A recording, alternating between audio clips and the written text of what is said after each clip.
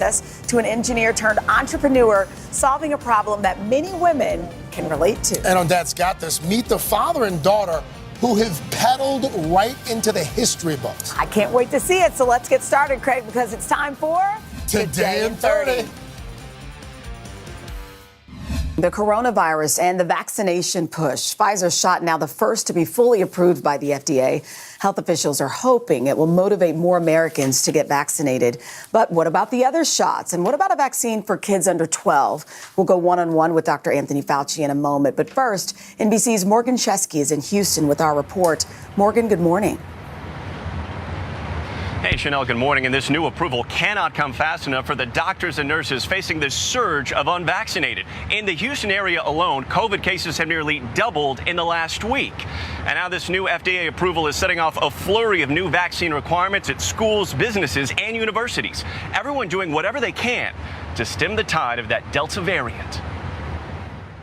This morning, a new chapter in the COVID-19 fight, one that many hope will spur those still on the fence to finally get vaccinated. The moment you've been waiting for is here. It's time for you to go get your vaccination and get it today. Today. The FDA granting full approval to Pfizer's Vaccine Monday for anyone 16 and up. Scientists scouring data from 40,000 trial participants, finding the shot's 91% effective in preventing COVID. The FDA review process taking less than half the normal amount of time. The good news is that this effectiveness is not only against the old variant, but it is effective against the new variant, the Delta variant. In a statement, the FDA went further, saying, although we approved this vaccine expeditiously, it was fully in keeping with our existing high standards for vaccines in the U.S. The approvals now set in motion a slew of vaccine requirements. The Pentagon announcing they'll mandate the country's nearly 1.5 million active duty service members be vaccinated. And United Airlines informing employees they must be fully vaccinated within the next 5 weeks. Have a good first day. Pfizer's full FDA approval comes as more children return to in-person school and pediatric COVID cases reach levels not seen since last year's winter surge. More than 180,000 cases added in the last week alone. This is 200,000 kids in Houston return to school Monday. Our focus is to ensure that our students, staff, and community beyond our students and staff are safe. But there are still holdouts. I'm not really saying I'm going to do it or not going to do it. I'm just still thinking. Overwhelmed healthcare workers now reaching their limit. I feel some anger sometimes. They've pushed it aside and ignored our advice, and then they come back asking, and it's frustrating and heartbreaking.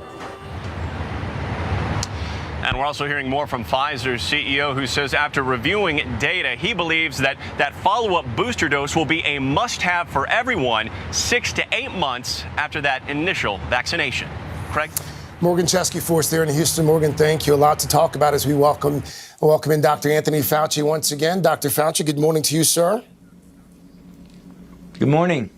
You've expressed some confidence, Dr. Fauci, that this full approval is going to move the needle in terms of vaccinations. Is that because you think that previously skeptical of folks are going to suddenly rush out and get the shot? Or is that because more private companies will be able to mandate that they get the shot? It's going to be both. There's a survey that shows that about 30% of the people who have not gotten vaccinated and have been reluctant to get vaccinated have said that once they get what they consider the stamp of approval, the final imprimatur from the FDA, that they would very seriously consider getting vaccinated. So that's one element. The second element is what you just said on the piece, is that there will now be much more enthusiasm in mandating vaccines, be they in corporations, places of employment, universities, colleges, the military. All of that, I believe, will contribute greatly to the number of people vaccinated. And the third thing is that the company, in this case Pfizer, can now advertise. So there'll be a lot more advertisement out there, which you were not allowed to do unless you did get full approval. So I believe those three things working together hopefully we'll get a lot more people vaccinated. Well, let's talk about this group that's still not eligible. And as a parent of 2 small children under the age of 12, what's the likelihood that group is going to be able to get the shot before the Christmas holidays? You know, I think there's a reasonable chance that that'll be the case. What's going on right now is that the companies, both Pfizer and Moderna, at least two of them, as well as working with the NIH Clinical Trials Group in my own institute, are working very hard to get data on both the safety, the correct dose, as well as the immunogenicity, namely the predictability that these vaccines will be effective. We're collecting that data now. That data ultimately will be presented to the FDA to look at it for the balance between safety and risk-benefit ratio for the children. I hope all of that process will take place expeditiously and that we will have it on the timetable that you just mentioned, hopefully by the mid-late fall and early winter. All right. But before I let you go, over the past week, roughly 1,000 Americans have died every day from the virus. We know that nationwide cases are up. In a lot of places, hospitalizations are up as well. But here's the thing, as you know, roughly, I believe 73% of the eligible population right now, they've gotten the shot, Dr. Fauci. Do you see a light at the end of the tunnel? You know, I do, and it's going to totally be up to us. If we get the overwhelming majority of those 80 to 90 million people who had not yet been vaccinated, who've been reluctant to get vaccinated or had not had the opportunity, I believe we can see light at the end of the tunnel, where we reach a point where there's enough of a veil of protection over the community that you see a dramatic diminution not only in cases, but in hospitalizations and ultimately, of course, in deaths. Are you talking fall, winter, early spring?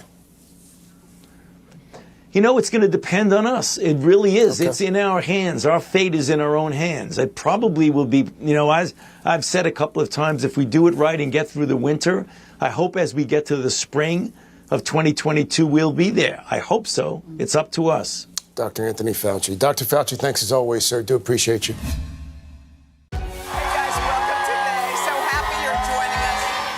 Swimming star Katie Ledecky in the house. Eddie, come on out. You're making me cry. This is an incredible moment. Join us every morning on Today. Some experts say that this bill still isn't enough. Do you accept that criticism? There's been a ton of confusion from the CDC. Can we try to clear some of this up? What are the issues that the party stands for? That seems to be the missing piece here. If it's Sunday, it's Meet the Press. Make the most of your day with Today in 30. We give you a mix of everything you love about our show in a mere 30 minutes. Watch Today in 30 on your schedule. Streaming every day on Today All Day. It has been a long year. Yeah, where it's been anything but normal. Well, now there's hope. The COVID vaccines. I know. It's been a little confusing. Like really confusing. So it's more important than ever to make a plan. Visit planyourvaccine.com to find out where and when to get your vaccine. What are you waiting for? Roll up your sleeves and plan your vaccine. Plan your vaccine. Plan your vaccine. The Meet the Press Chuck Toddcast. Free wherever you get your podcasts. Today is now a podcast available every morning. Listen wherever you get your podcasts. For breaking news in our changing world, download the NBC News app. We are back on the plaza with our ongoing series, Coronavirus in the Classroom. This morning, a major topic of conversation and contention, unvaccinated children. Yes, several steps remain before kids under 12 will be eligible for the vaccine. In fact, the FDA recently revealed it could be early to midwinter. But the urgency for that approval mounting with a new study showing child cases have jumped significantly. Check this out. From about 38,000 per week in July to 180,000 last week. So how can we keep our kids safe as the new school year gets underway? Well, we brought in our team of experts to answer your questions. And we're going to start this morning with senior medical correspondent, Dr. John Torres. So, Dr. Torres, let's start with that study because we haven't seen those kinds of numbers, I think, since last winter, if I'm correct. What's behind them, and what does that tell us about COVID and our children?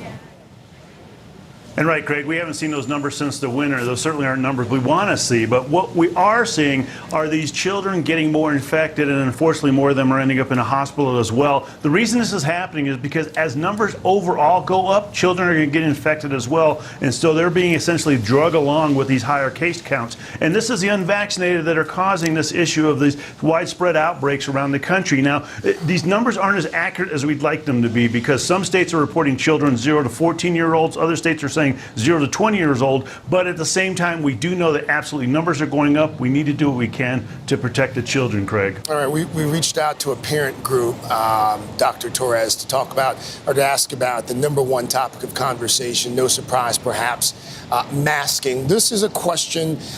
This is a question from Terry. Terry's a mom of 2 young children. Our son is high risk, but he really needs in-person learning. What should we do? Dr. Torres, what do you say?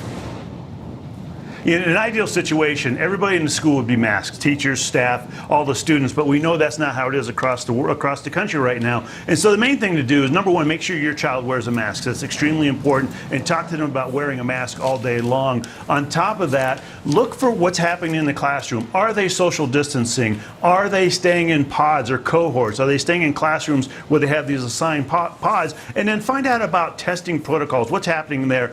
Talk to the teacher. Even though masks aren't required, are most students wearing masks, or are most students not wearing masks? And then at that point, you might need to make a decision and say, I'm going to pull them out of the classroom for a while, unfortunately, but at the same time, you want to make sure your child is protected as possible. So the main point is just do your homework right now before they go to school, so you understand what's going on while they're in school, Craig. All right, useful information. Dr. Torres, thank you. Let's turn now to the end of summer activities. For that, we are going to say good morning to NBC's investigative and consumer correspondent, Vicki Nguyen. Good morning to you. Hey, good morning to you. We have good questions this morning. Yeah. Let's start with the first one. A lot of people are trying to squeeze in a trip maybe before school starts. If your kids are unvaccinated, talk to me about the risk for putting them on an airplane. This is always a personal calculation of the risk versus reward. So the first question you want to ask yourself is, what is my child's health? Do they have any pre-existing conditions that if they got COVID, it would be complicated? Next, where are you going? What is the infection rate where you're going to be? And then I would ask, what are you planning to do? It's going to be a lot lower risk if you're visiting vaccinated family members and hanging out outside versus if you're going somewhere you're going to be out in public in crowded indoor spaces with folks. That's a good point. All right, speaking of getting together, let's talk about that. You want to get together with your family. We have a question from Allison in North Carolina. Let's roll the tape and then we'll talk.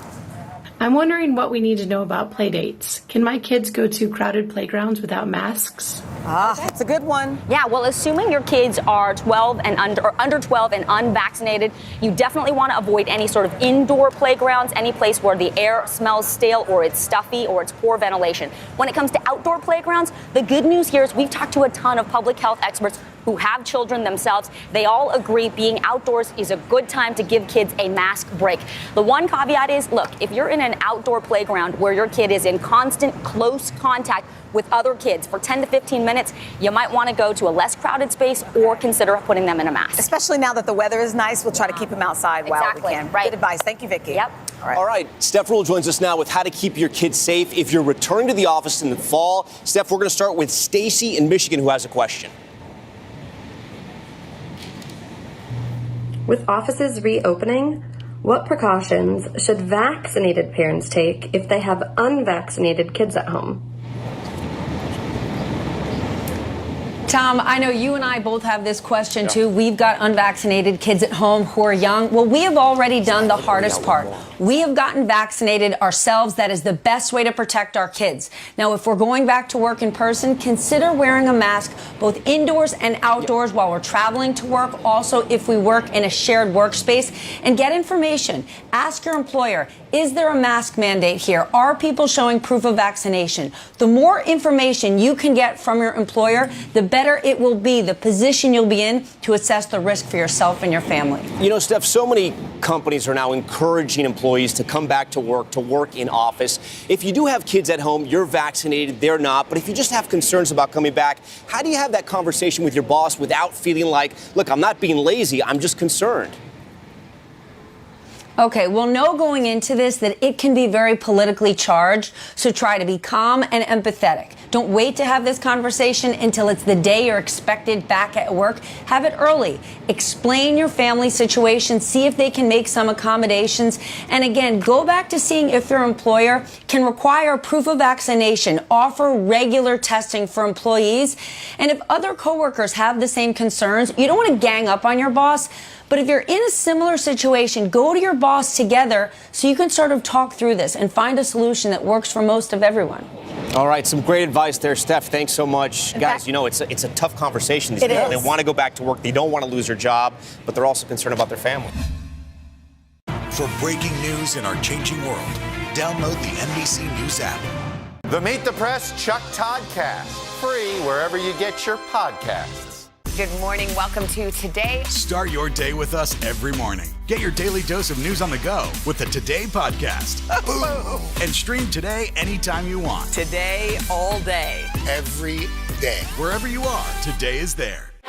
Some experts say that this bill still isn't enough. Do you accept that criticism? There's been a ton of confusion from the CDC. Can we try to clear some of this up?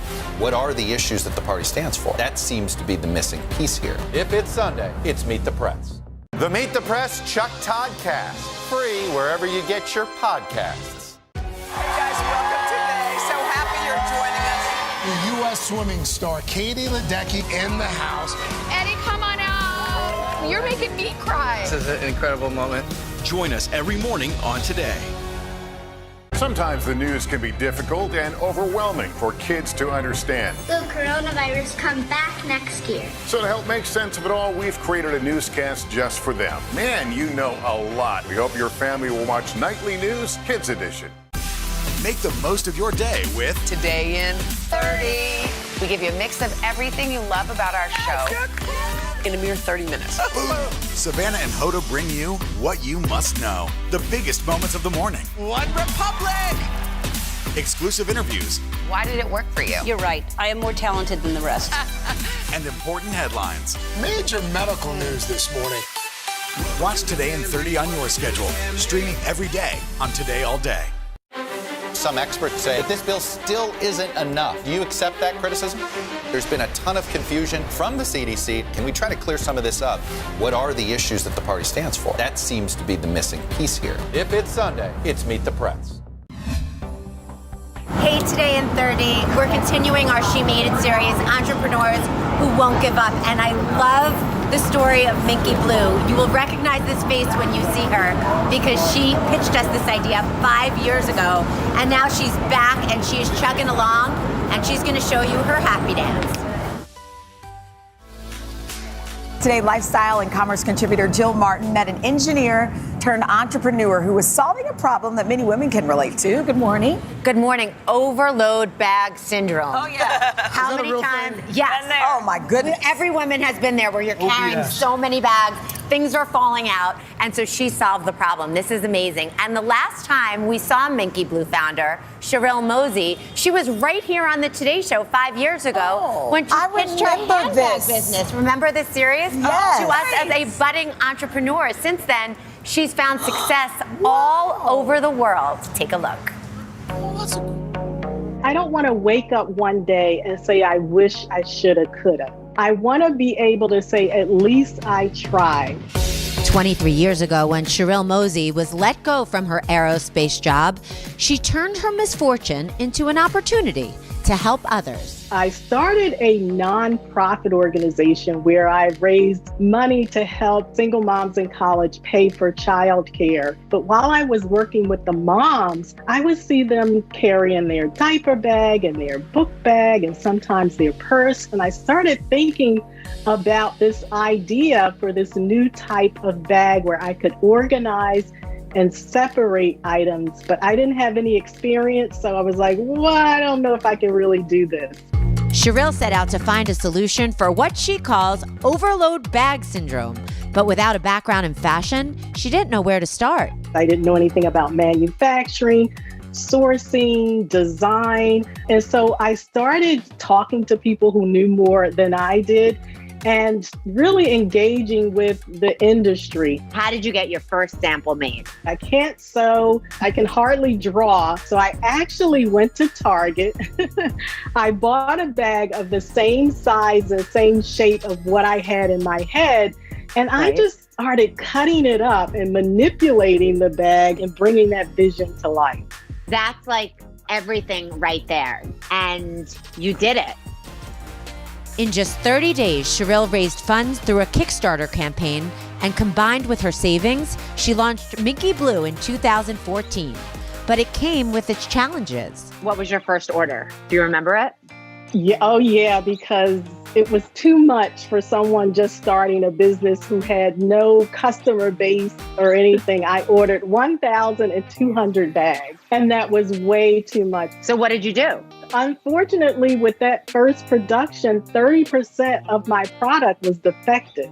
That was really, really hard. I mean, there were many nights that I cried because I lost a lot of money. And I realized that I needed to slow down.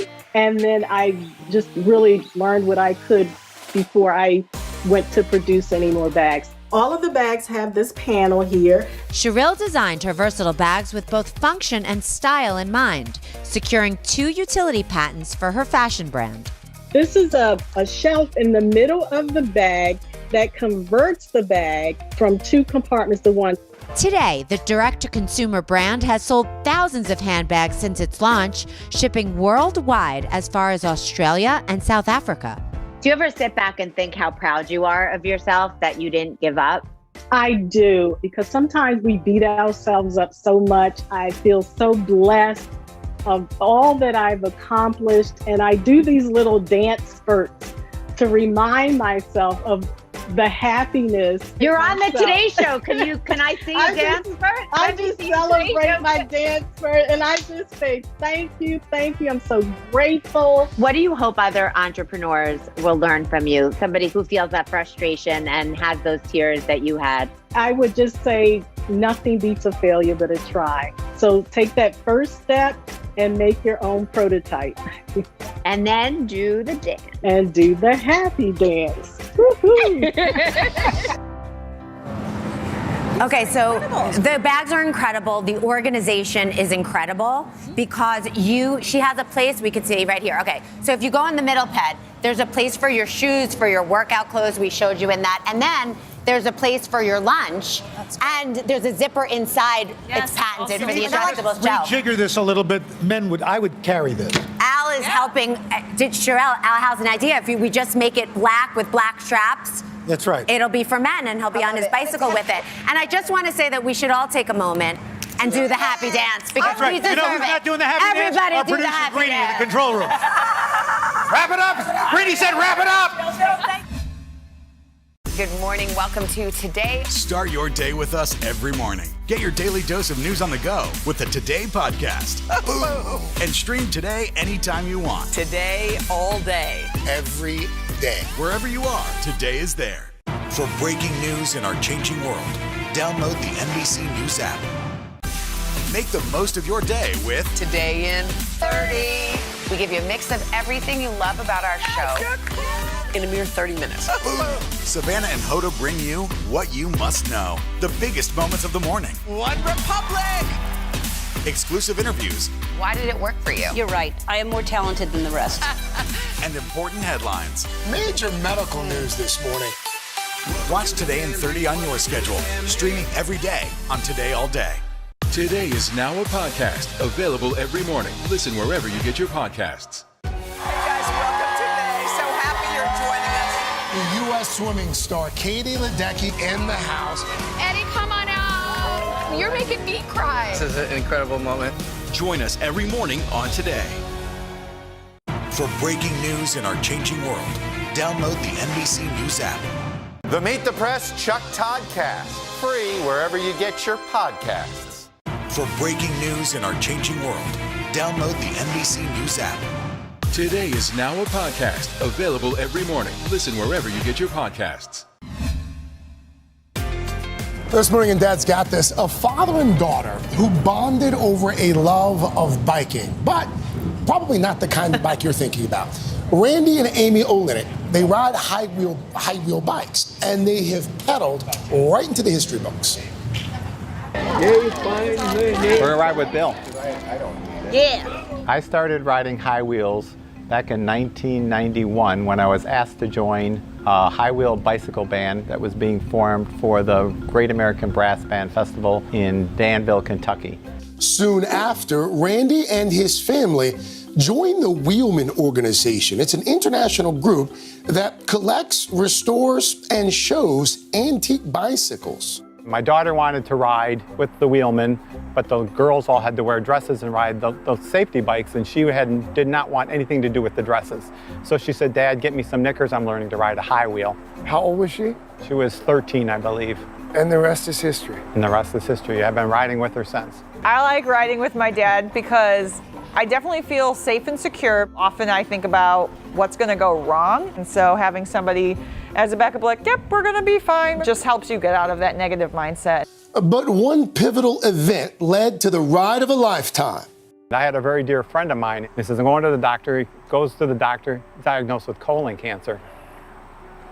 Two months later, he passes away. His death gave Randy and Amy the push to ride cross-country on their high-wheel bikes together. And as soon as he passed away, that was the straw that said, we're going, because you just don't know. Ray rode on the back of my bike as a guardian angel all the way across the country and looked over us. The journey was 57 days, over 3,314 miles. They started in San Francisco and ended in Boston, Massachusetts. I definitely learned a lot about my dad during the trip. He's the map person, but I'm the Google Map person. And of course, when you're out riding for hours, you want to talk about something. I would try and ask my dad about like his past, because as a kid, you don't ask your parents about those things. Amy was attempting to be the first woman to ride across. Unfortunately, another wheelman started several months before. So I started thinking, I enjoyed the trip so much, I'm going north to south. And I told Amy, no woman has done both. So you're number 2 there, but if you do this, you will be the first woman. And of course, Amy said, sign me up. When you were on that cross-country track, what surprised you most about your daughter? When you raise your children, you raise them up to like 18 and you send them off, but they're always kids to you. But she came back as an adult, so I got to learn what a great adult she had turned out to be. So it wasn't until after that it really dawned on me how special the time was. You're trying to get across the country and everything, but after the fact, when someone comes and says, that's the greatest thing you did with your daughter, and you're thinking like, yeah, it really was. Why was it so emotional when you finished that trip with Amy? When you finally get to the end there, you've made it, and you're sitting there with your daughter, and she reaches over and puts her arm around you, and it's done. And you just get like this, to be there with her, to experience that. But making memories, I would imagine. Yeah. Yeah. Another memory to add to their arsenal, completing their 5th 100-mile bike ride on Mackinac Island this past month. It's nice to have something in common with your parents. Just having an activity to do together is very bonding. No chains here. No chains. No gears here. No, as soon as chain and gear got here, these bikes disappeared overnight. But you do have a bell. You do have a bell. Get the horses out of the way. Oh, that was the purpose back then? Back then, yeah. And what purpose does it serve now? Get the people out of the way. And by people, he means me. While I wasn't ready to ride myself, Randy did show me how it's done. Oh, here we go. Here we go. Holy smokes. You make it look so easy. You make it look so easy. Oh! Wow, that's high. Like, it's a long drop if you It's a tip long, over. but it's like, you get the hang of it pretty quickly. No brakes either, by the way. It's crazy. Really? Wow. So how do you stop? No gear, no You brake. can't put your foot down. No, it's a weird thing. It's a weird thing. Randy and Amy, by the way, they've been riding for more than 20 years. They'll probably continue for another 20 years. For more on their story and others, you can head to today.com/Dad's Got This. Great story. I love that. We hope you're back with us for another big morning tomorrow here on Today. We're going to have some really great deals to get you ready for the fall season. I love it. Have a great day, and we'll see you all tomorrow right here on Today.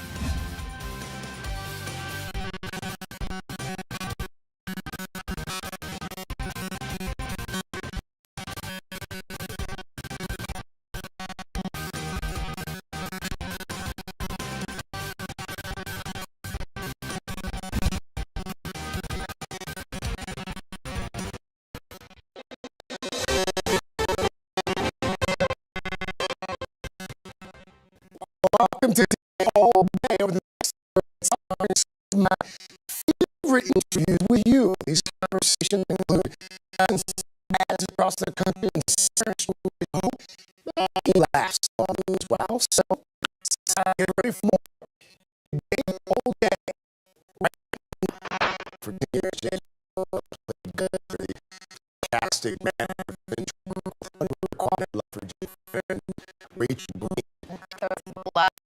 Which why Stars have a more prominent role in that HBO Max reunion special? Well, it turns out Michael, as he is known, was not able to attend in person because privately he's been battling a very serious health issue. And this morning, for the first time, he's sharing his news with us. I'm sorry to say that I'm not appearing today with you to announce that there's going to be a Friends movie. Actually, I'm here to let you know that in September of 2018, I was diagnosed with advanced prostate cancer, which had spread to my bones. Here you go.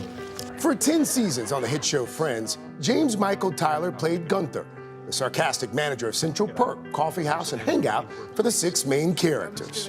Hey, Gunther, have you seen Chandler? I thought you were Chandler. But, one of you's over there.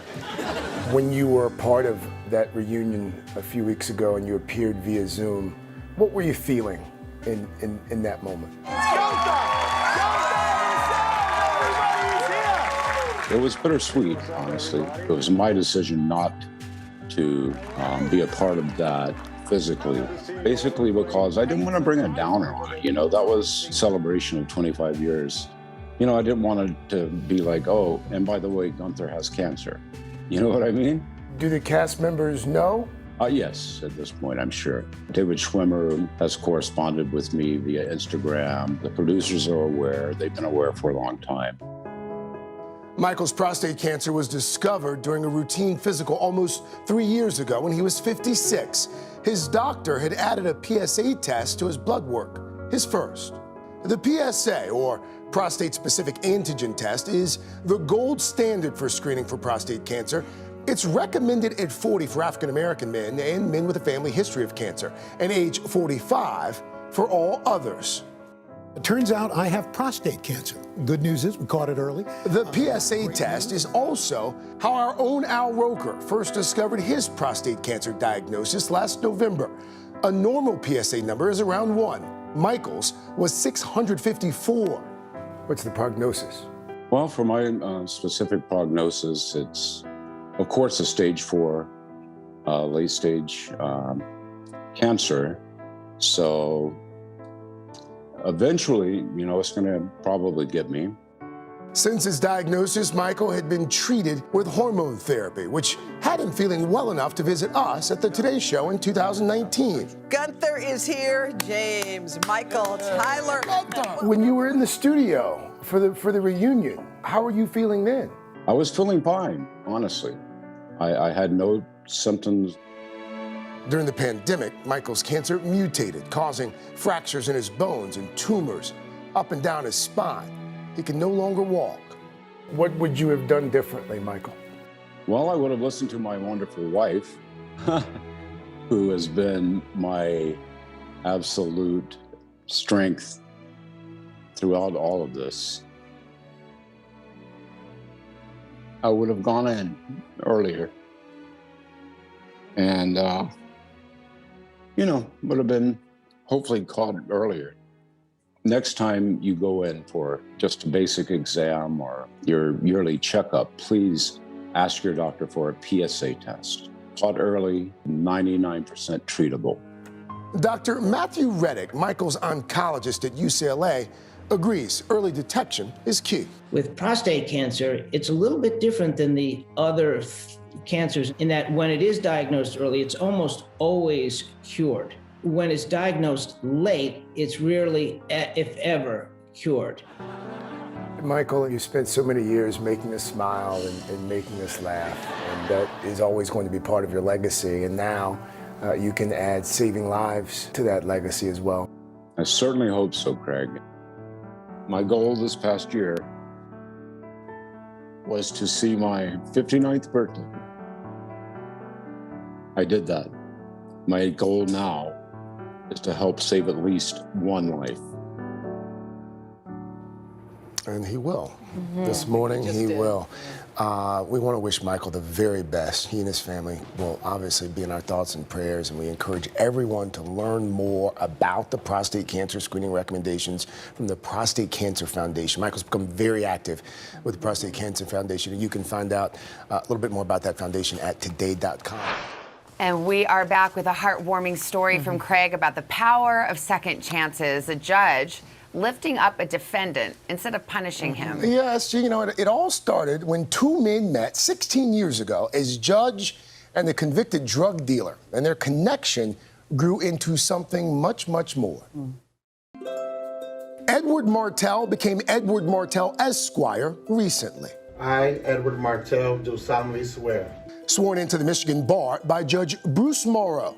It is hereby ordered that Edward Francis Martell be and is hereby admitted to practice as an attorney and counselor at law. But it wasn't Martell's first appearance in front of Judge Morrow. That was 16 years ago. What was on that lengthy rap sheet of yours? You know, there was anything from possession of cocaine to delivery of crack cocaine and just a plethora of other violations. Ed Martell grew up in the Detroit area, the son of a single mother. As a teenager, he lost his way. By 15, I was selling drugs. By 16, 17, I was selling harder drugs and dropped out of school and left the home. At 27 years old, he was caught in a drug sting. What was the potential sentence then? So I was facing a 1 to 20 year sentence for 2 counts. Would life have been different? The judge that sentenced him, Judge Morrow. Judge Morrow, what kind of judge are you? I am a hippie, 1960s, hard-working, believe in the best of people, loving on everybody I can type of judge. Judge Morrow's unconventional style, a source of controversy, as he currently stands accused of using graphic and inappropriate language in the court. But when it came to Martell, instead of sentencing him to prison time, the judge put him on probation and issued a challenge. He said, Mr. Martell, I challenge you. Be a CEO of a Fortune 500 company. You don't have to be out here selling drugs. And I believe you have greatness in you, and I accepted that challenge. You saw something in him. I saw a young man who was bright, intelligent, resilient, optimistic, and lost. You know, it was pretty simple. And, you know, I see my job as trying to provide opportunities for people that come in front of me to reintegrate them back into society and assist them in trying to be everything that they want to be. And what did Martell, a convicted felon, want to be? A lawyer. But the community college where he enrolled suggested something else: heating and cooling. They're trained to, if you have a criminal record, suggest the heating and cooling. We went back and forth, and eventually they agreed to let me take the prerequisites for the paralegal program. Martell graduated summa cum laude from the community college and ultimately got a scholarship to both the undergrad and law program at the University of Detroit Mercy. Throughout all of this, you're still staying in touch with someone. Who? Throughout this whole process, you know, Judge Morrow has been there. After I got off probation, I would just come in and hang out in his courtroom, and when I walk in, he'd just smile. We developed this father-son relationship. I never had a father growing up in the home, but if I imagine if I did it, you know, this is what he would be like. So after Martell passed the Michigan bar exam and convinced the Character and Fitness Board his days as a criminal were long gone, it only made sense that the judge who saw his potential and not his past would swear him in. Edward Francis Martell, as a lawyer in the state. What did that moment mean to you? What did it feel like?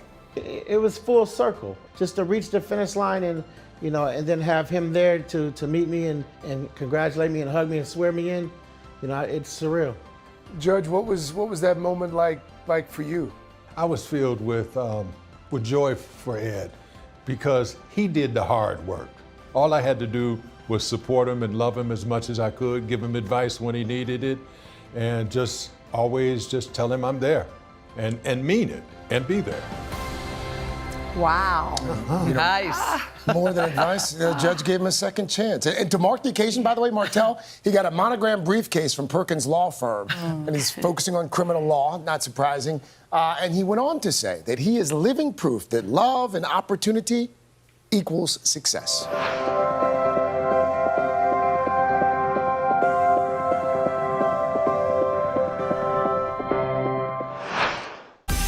Make the most of your day with Today All Day. Get closer to all your friends of today in a whole new way. Today in 30. We give you a mix of everything you love about our show in a mere 30 minutes. Shop today with Jill Martin. We're helping you shop like never before. The latest styles and biggest names. Today food. Things are heating up in the Today All Day kitchen. Cooking essentials and recipe inspiration. Get ready. Are you ready? Oh, I'm so ready. Only on Today All Day. It has been a long year. Yeah, where it's been anything but normal. Well, now there's hope. The COVID vaccines. I know. It's been a little confusing. Like really confusing. So it's more important than ever to make a plan. Visit planyourvaccine.com to find out where and when to get your vaccine. What are you waiting for? Roll up your sleeves and plan your vaccine. Plan your vaccine. Plan your vaccine. Make the most of your day with Today All Day. Get closer to all your friends of today in a whole new way. Today in 30. We give you a mix of everything you love about our show in a mere 30 minutes. Shop today with Jill Martin. We're helping you shop like never before. The latest styles and biggest names. Today food. Things are heating up in the Today All Day kitchen. Cooking essentials and recipe inspiration. Get ready. Are you ready? Oh, I'm so ready. Only on Today All Day. Well, Craig, George Floyd's death and some other high-profile cases have certainly led to a serious debate about the role of law enforcement. And you visited one of the nation's newest police academies where they're grappling with that. Can you talk more about that? Yeah, Chanel, over the past few years, there have been calls, including here in Minneapolis, of course, to defund police. There have been waves of early retirements by police officers. Stepping into this moment, 9 students graduating today, by the way. And they're graduating from the police academy at Lincoln University. It's the first ever at a historically black college or university. Hands up! Don't shoot! As protests erupted across the country last year, Chief Gary Hill was planning to do something to make a difference. Like I started a police academy for. He's the chief of police at Lincoln University in Jefferson City, Missouri, an historically black college founded for black veterans of the Civil War. The first officer, and this year, Lincoln became the first HBCU to open its own police academy. How did this come to be? So I started calling the contacts that I've made over the last 20 years. People were like, that is a great idea. Why hasn't anyone thought about that? De-escalation, as far as use of force. The 9 students in the program are set to graduate today. And for the chief, it's a mission accomplished. What is it about this mission that was so compelling? When I went to the academy, there were 26 of us. And it may have been me and one other black person in that academy. So I felt like it was my mission to try to change that. The latest research shows 67% of police officers in the United States are white. Just over 12% are black. That closely mirrors the racial makeup of the general population. But recent data shows that 2/3 of large police departments are whiter than the communities they police. Among the students at the police academy is Andre Jefferson. When you told friends and family that you wanted to go into law enforcement, were they supportive? Some, yes, some, no. Because some are doing wrong, but that's the life they live. They're gonna have to live their life, I'm gonna have to live mine. The day we were there, the students put what they'd learned to the test. Chief Hill set up a mock road rage incident. The students didn't know what they were responding to. You were speeding through the light. Hey, how y'all doing? I'm Officer Henderson. It becomes obvious pretty quickly that they're not in the classroom anymore. Hey, one at a time, sir. No, listen to me. Andre arrives as backup. Over here and talk to you. That's ridiculous. Together, they managed to separate the enraged drivers. Index, end the scenario. When it's over, the chief does not sugarcoat the criticism. And we get here and there's chaos going on. What should you have done? Separate. Did you do that? Yes, sir. But he also works to build up his students. have faith and confidence in yourself, okay? Because when you get out there and you don't have faith and confidence in yourself, they will know that. You are sending these recruits into law enforcement at a time when you could make the argument that the relationship between the police and the policed has never been as complicated. What do you hope they accomplish, these recruits, when they start? I hope they accomplish, one, they get into the field and they stay into it. And I hope that they don't stop their education. And I hope that they set the example for other people that look like them. That is, for me, that is a huge accomplishment. Hey guys, what's going on? Tiaja Fairley is next. She's from East St. Louis and says she'd never seen a black female officer growing up. Sorry, what's your name? She kept the fact that she'd entered a police academy a secret from family and friends until recently. During the exercise, she's able to de-escalate the situation. Can you stay right here? I'm gonna talk to him. We talked to her afterward. I feel like it's just learning how to talk to people. Tiaja now dreams of becoming a homicide detective. I feel like I could be a role model, kind of. Well, I hope to be a role model because I've never seen nothing like this. Calm both the parties down. What the chief sees is young people getting career training while helping their communities. For him, a dream come true. Tell him what you were gonna do.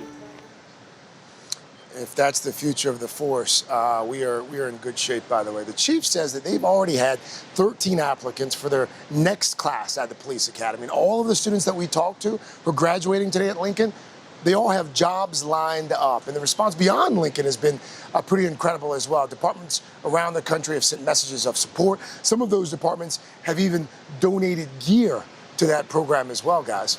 And Craig, as you showed earlier, there are some white kids in that class, some black kids, and their discussion kind of informs how they're going to be police officers because they get to see it from both sides. Yeah, and in fact, the chief told me how that the discussions that they have in class, those discussions are really the only thing that separates their training from traditional law enforcement training there in the state of Missouri. They've spent a fair amount of time over the past few months talking about what we've been watching unfold in our country and hearing those different viewpoints in the class. The students told me that it's really shaped and molded how they view the world, the kind of officers they're going to become. Really fascinating. Craig, thanks for bringing us that. Thanks, Craig. For breaking news in our changing world, download the NBC News app. Sometimes the news can be difficult and overwhelming for kids to understand. Will coronavirus come back next year? So to help make sense of it all, we've created a newscast just for them. Man, you know a lot. We hope your family will watch Nightly News Kids Edition. The U.S. swimming star Katie Ledecky in the house. Eddie, come on out. You're making me cry. This is an incredible moment. Join us every morning on Today. Sometimes the news can be difficult and overwhelming for kids to understand. Will coronavirus come back next year? So to help make sense of it all, we've created a newscast just for them. Man, you know a lot. We hope your family will watch Nightly News Kids Edition. The U.S. swimming star Katie Ledecky in the house. Eddie, come on out. You're making me cry. This is an incredible moment. Join us every morning on Today. For breaking news in our changing world, download the NBC News app. Make the most of your day with Today All Day. Get closer to all your friends at Today in a whole new way. Today in 30. We give you a mix of everything you love about our show in a mere 30 minutes. Shop today with Jill Martin. We're helping you shop like never before. The latest styles and biggest names. Today food. Things are heating up in the Today All Day kitchen. Cooking essentials and recipe inspiration. Get ready. Are you ready? Oh, I'm so ready. Only on Today All Day. The U.S. swimming star Katie Ledecky in the house. Eddie, come on out. You're making me cry. This is an incredible moment. Join us every morning on Today. For breaking news in our changing world, download the NBC News app. Good morning, guys. You know, when you talk about Ma Rainey's Black Bottom, hard not to focus on the performance of Chadwick Boseman because this was his last role before his untimely death at the age of 43. It's a performance that hit me pretty hard since I lost my brother last week to the same disease, colon cancer, also at the same age, 43. This conversation took place while I was traveling home last week for his services. I asked how Boseman's presence, on the set affected the cast. I got talent. Me and this home, we's tight. If my daddy had a known I was gonna turn out like this, he would have named me Gabriel. It's a bittersweet moment when Chadwick Boseman first appears on screen as an ambitious young musician in Ma Rainey's Black Bottom. Boseman's stirring and moving performance is alongside Viola Davis, who plays the real-life mother of the blues, Ma Rainey. The film, set in Chicago in the 1920s, is an adaptation of the 1984 Broadway play of the same name, written by Pulitzer Prize winner August Wilson. Go get the boy a microphone. Directed by George C. Wolfe, the story focuses on a recording session with Ma Rainey and her jazz band, a group of talented musicians with complicated relationships played by Coleman Domingo, Michael Potts, Glenn Turman, and Boseman on the trumpet. Chadwick was playing all the time. He had that daggone horn in his hands at every moment. You know, when you heard cut, you'd still hear Chadwick. About them songs I give you. He grabs the audience by the collar immediately with his performance. Coleman, one of the most powerful scenes to me was that scene in which you and Chadwick Boseman are going back and forth about God and religion and betrayal. And I understand that was also a scene that you found fairly emotional. Well, I won't give so much away, but basically it is an argument about faith and about God's will. And why do terrible things happen to good people? And in that scene, I think there were some cracks, and it touched us all dearly. Glenn, Michael, and I. Chadwick, we didn't know his struggle, but I feel that there was something on the verge there, and it broke through. But it needed also these other three Black men with him to help him with that. Knowing what we know now about what he was going through as he was portraying this character, how did he do it? When I tell you, not one person saw it. At all. At all. The man, we all say he always demanded, George, can I get one more? Can I get one more? He always wanted to do another take. He was a consummate professional. And he was having a good time. And that was the thing. I mean, you had all this superhuman strength, but you had someone who was truly enjoying the process of doing this and being here. It was incredibly important to him. The way that you managed to bring the stage play to life. George, what was it like bringing this one in particular to life? I know everybody says it, but it was a joy because when you go into the room with smart people who are passionate, it's really special and magical. I have this little saying about collaboration, which is careful who you marry because that's who the child is going to look like. And in this case, I married an endless parade of smart, brilliant people. Michael, the music in the film, it rivals the acting. Did you learn how to play these instruments, or? Yeah, we did. We didn't have a choice. George would not tell us how well we needed to learn the instruments. He never. And so we joked that we would hear each other rehearse and then get back to work because we wanted to make sure we were not outdone. So that's probably why we became as proficient as we did. Many of the film's themes feel relevant today. The screenplay weaves racism, Black identity, ambition, and how that intersects with the struggle to achieve the American dream. Here's a film set in the 20s, but it felt like there were so many parallels to the times in which we find ourselves right now. Specifically, the Black Lives Matter movement. That's attributed to August Wilson and his foresight as a playwright and a human being. All the questions that he asked, what are we going to do as a people, as a Black people? Where is the Black man today? Those are the nucleuses of our universe right now. I so enjoyed my conversation with those guys, and it really is, objectively speaking, I mean, it's a phenomenal film, especially when you watch it knowing, again, what we know about where Chadwick Boseman was in his struggle with cancer, it really is phenomenal. Make the most of your day with Today in 30. We give you a mix of everything you love about our show in a mere 30 minutes. Savannah and Hoda bring you what you must know. The biggest moments of the morning. One Republic! Exclusive interviews. Why did it work for you? You're right. I am more talented than the rest. And important headlines. Major medical news this morning. Watch Today in 30 on your schedule. Streaming every day on Today All Day. Good morning. Welcome to Today. Start your day with us every morning. Get your daily dose of news on the go with the Today podcast. And stream Today anytime you want. Today, all day. Every day. Wherever you are, Today is there. Make the most of your day with Today in 30. We give you a mix of everything you love about our show in a mere 30 minutes. Savannah and Hoda bring you what you must know. The biggest moments of the morning. One Republic! Exclusive interviews. Why did it work for you? You're right. I am more talented than the rest. And important headlines. Major medical news this morning. Watch Today in 30 on your schedule. Streaming every day on Today All Day. Let's go.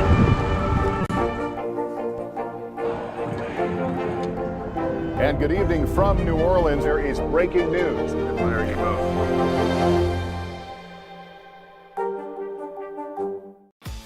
Dancing on the stage is very exhilarating to show your expressions through movement.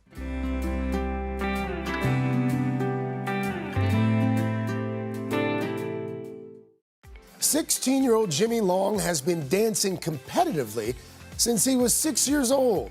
But 2 years ago, his passion for dance was momentarily challenged by some teasing audience members during a performance at a local school. Some of the students were saying derogatory comments and some slurs. The comments thrown at Jimmy and the other male dancers were homophobic slurs. Jimmy's dad, Greg Long, drove Jimmy and his friends home after the incident, and a new motto for their dance troupe was born. The phrase itself, dance on, how was that born? I got to listen to how 8 or 9, 12-year-olds processed bigotry, homophobia. Instead of getting angry, I decided to make just a t-shirt for them. I came up with, hey, we're just gonna dance on. We're just gonna move past this. 2 years from those first t-shirts, Dance On, now a full-fledged nonprofit organization that has sold thousands of shirts and other Dance On apparel. All of the proceeds have gone directly to scholarships for financially at-need dancers. You turned those homophobic slurs that were being hurled at your son into quite a bit of good. It really was just saying, hey, you don't stop because somebody feels that you shouldn't be doing that. And even if it doesn't become your career, it does become your experience, and it fuels everything in life. You ready to go? Yeah, I'm ready. In 2018, Greg's son Jimmy was invited to Chicago's United Center Arena to share the anti-bullying message of Dance On before former First Lady Michelle Obama took the stage for the launch of her Becoming book tour. I'm becoming an advocate for anti-bullying, and I love to dance. When you were standing backstage, what was going through your mind? I lost it. I admittedly had tears coming down my face. The strength that it takes for somebody like that to stand in front of 20,000 people and say, I've been bullied and I'm not going to let it stop me from what I like to do. It's a proud moment. It's a proud moment.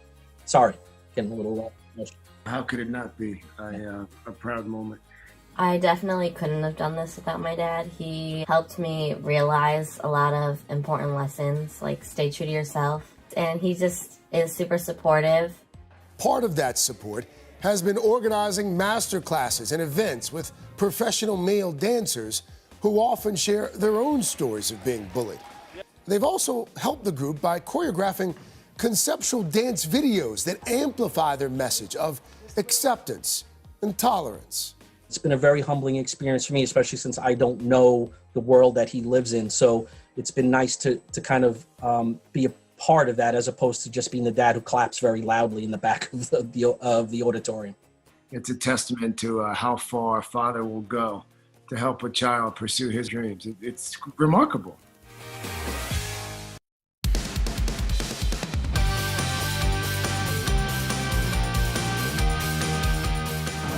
Hi, Today All Day. We have a great show for you on this Tuesday morning. Let's kick it off with pop star Carson is back, and he is covering all the busy headlines for us this morning.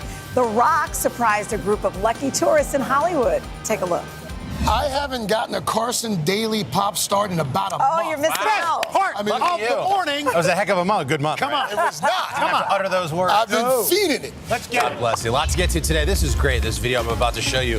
Dwayne Johnson over the weekend, The Rock surprised a very lucky tour bus in his neighborhood. Have you seen this now? Oh, yeah. Filled with Hollywood sightseers, one of those tour buses, and he drives by. Take a look. There's a tour bus here. It always tours through my neighborhood. Hey, you guys know where I can find The Rock?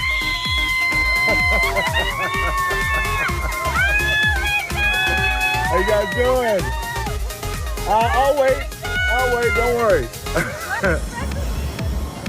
Like one of the few presidents in Hollywood that could just pull up and you immediately, it's like, oh, it's The Rock. And he's such a good sport about it, too. No, he loves it. He wrote a caption for the Instagram post, and it said, one of the cool parts of fame and my job, making a few folks happy, and he definitely made their day, as you saw. All right, next up is Ed Sheeran. On Monday, the music superstar shared a sneak peek inside a recent recording session. Surprisingly, he wasn't there in the studio laying down tracks for his upcoming Equals album. Instead, Ed was in the studio recording harmonies for Taylor Swift's 2012 song, Everything Has Changed. Here's a listen. All I know is we said hello, and your eyes look like coming home. All I know is a simple name, and everything has changed. All I know is you held the door. You'll be mine and I'll be yours. All I know since yesterday is everything has changed. Everything Has Changed comes from Swift's 2012 Red album, which she is preparing to re-release in November, along with a whole lineup of new songs and collaborations. I believe 30 songs in total. Sheeran slated to be featured on the track you just heard, and also another track called Run, which the two friends actually wrote together back when they first met. You can check it out when Red, Taylor's version, drops November 19th. And we are back with a geological wonder that has a history as rich as it is natural beauty. Yeah, we're talking about Mammoth Cave down in Kentucky. It's the longest cave system in the world. And NBC's Gotti Schwartz is taking us inside. Hey, Gotti. Hey, good morning, guys. For thousands of years, humans have been descending into Mammoth Cave to marvel at its wonder. And a lot of the early exploration down here was done by slaves who are being honored today by a very special tour guide whose family history is literally written on the walls of this cave. Do you remember the first time you came through the entrance here? I remember being about 4 or 5 years old. Mom and Dad would bring us down here to Mammoth Cave often. Jerry Bransford is 74 years old, and Mammoth Cave is in his blood. This is everything that a cave named Mammoth ought to look like right here. My favorite room, the rotunda. Created over millions of years by an underground river, Mammoth Cave is the world's longest cave system. Over 400 miles mapped and potentially another 600 miles unexplored. But to fully appreciate its grandeur, you have to know a little about its history and Jerry's. Everybody talking about. Looks like there's excavation. Well, what you're seeing here is results of approximately 70 black men brought here to make gunpowder components for the War of 1812. Gunpowder used to help defeat the British and solidify America's independence. And that was for the fight for freedom that they didn't have. A fight for freedom that these poor men didn't have. After the War of 1812, the cave was purchased with designs on tourism. That's where Jerry comes in. How long has your family been connected to the cave? Well, we began in 1838, and we were here continuously till 1941. 1838 to 1941? Yes. Who was the first Bransford to work in the cave? Matterson, my great-great-grandfather. So you're 5 generations down. Right. Matterson, as a 15-year-old slave, was hired out to explore and map the cavern in 1838. He became one of the 3 original slave guides of Mammoth Cave. They learned the tricks of the trade quite quickly. They became entertainers, explorers, and guides. They had jobs that were unique in America for people in slavery. On the surface, they were slaves, but when they would come down into the cave, they were guiding tours for world leaders. Absolutely. once you got down in the cave and you knew the cave better than anybody, you were free. Molly Shower has been with the National Park Service for over 20 years. Her first job was as a guide for Mammoth Cave. So I've been to a lot of national parks, none quite like this. No, there's not. We always like to say we're two parks in one. We've got this beautiful surface area of the Green River Valley, but we also have the longest cave in the world, Mammoth Cave. The cave is a geological wonder, from the bottomless pit. Wow, that's hundreds of feet, easily. It is. To the winding way. Where are we right now? We are in a very low area. Yeah. This is known as Fat Man's Misery. It's getting pretty tight in here. All right. So that was Fat Man's Misery. This is Tall Man's Misery. It's a late workout. Woohoo! The cave is a labyrinth of tight passages, cavernous depths, and this, the River Styx. I see why they call it the River Styx. Yes, the underworld. You're in the underworld under here. And in this kind of absolute darkness, you can't see your hands, but you can hear your thoughts. Are those voices? No, just the sound of the water and probably your imagination. The cave is a natural wonder, and Jerry and his family's legacy are one of its most remarkable treasures. All around him, the name of his forefathers flicker on the walls, their history frozen in time by smoke and soot. So this is your great-great-grandfather? It's my great-great-grandfather. There's several places we can find his name, far out and deep down. For over 100 years, there was a Bransford working within the walls of this cave until 1941. That's when it was made into a national park, and the land around the park was seized by eminent domain, and black people were barred from being guides. Jerry's grandfather lost all he had. So your family went from being enslaved to exploring this cave to having that land taken away by the government. Yes. And then told that you guys couldn't work in the cave anymore. Right. For 66 years, the line of Bransford guides was broken until 2004, when Jerry found himself applying for the very job his ancestors had pioneered. When it comes to your family's legacy, what does this cave represent to you? The cave represents an American story. It represents me walking in the footsteps of folks that were here way before me. 17 years later, Jerry is still walking the passages his ancestors helped map. I know I can't possibly think about staying here as many years I've been here already, but I don't think I'm ready to go just yet. And while Jerry's name hasn't been etched into the walls in soot and smoke, he is now a part of this cave forever. They discovered a new passage and they named it the Jerry Bransford Way. In his honor, he says he plans on guiding here as long as he possibly can. Guys? Wow. God, That's a story, huh? I hope he puts his name in the cave somewhere. I thought about that too. So his name is there and his grandfather's name is there. That's great. Coming up next on Today Talks on the third hour, it's Tune Up Tuesday, and we have some tips for you about ways to repair your skin. The Meet the Press Chuck Todd Cast, free wherever you get your podcasts. It has been a long year. Yeah, where it's been anything but normal. Well, now there's hope. The COVID vaccines. I know. It's been a little confusing. Like really confusing. So it's more important than ever to make a plan. Visit planyourvaccine.com to find out where and when to get your vaccine. What are you waiting for? Roll up your sleeves and plan your vaccine. Plan your vaccine. Plan your vaccine. Make the most of your day with Today All Day. Get closer to all your friends of today in a whole new way. Today in 30. We give you a mix of everything you love about our show in a mere 30 minutes. Shop today with Jill Martin. We're helping you shop like never before. The latest styles and biggest names. Today food. Things are heating up in the Today All Day kitchen. Cooking essentials and recipe inspiration. Is that ready? Are you ready? Oh, I'm so ready. Only on Today All Day. Good morning. Welcome to Today. Start your day with us every morning. Get your daily dose of news on the go with the Today podcast. And stream Today anytime you want. Today, all day. Every day. Wherever you are, Today is there. For breaking news in our changing world, download the NBC News app. Today is now a podcast, available every morning. Listen wherever you get your podcasts. Welcome back. Today on the third hour, we are still in the middle of summer, so we have some tips to repair our skin from the summer sun. Hey, this morning, Tune Up Tuesday for your skin. Summer filled with sun, sand, water can all be damaging. Dr. Daniel Sugai is a board-certified dermatologist, and he's going to help us repair our skin today. And I should mention, you can scan the QR code on your screen to see some of the products he's chosen. Good morning to you. Good morning. Thank you so much for having me. Absolutely. Let's start with the first one. Full disclosure, I was just telling the guys during the commercial break that I use this product now every morning.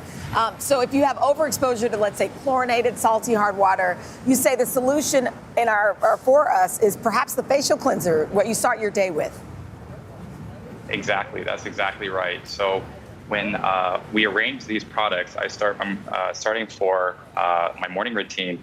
These are all in order of what I would use in the morning and also what I would use in the evening. Okay. So you're right. The Vanicream cleanser is definitely important step in starting off your skincare routine. This is a brand that I've been recommending since I was a dermatology resident at Harvard, and it is so gentle, great for sensitive skin, no fragrance, pH balance, great at that balance clean where it removes impurities, sunscreen, makeup, but doesn't dry your skin out too much, especially after a long day at the pool or the beach.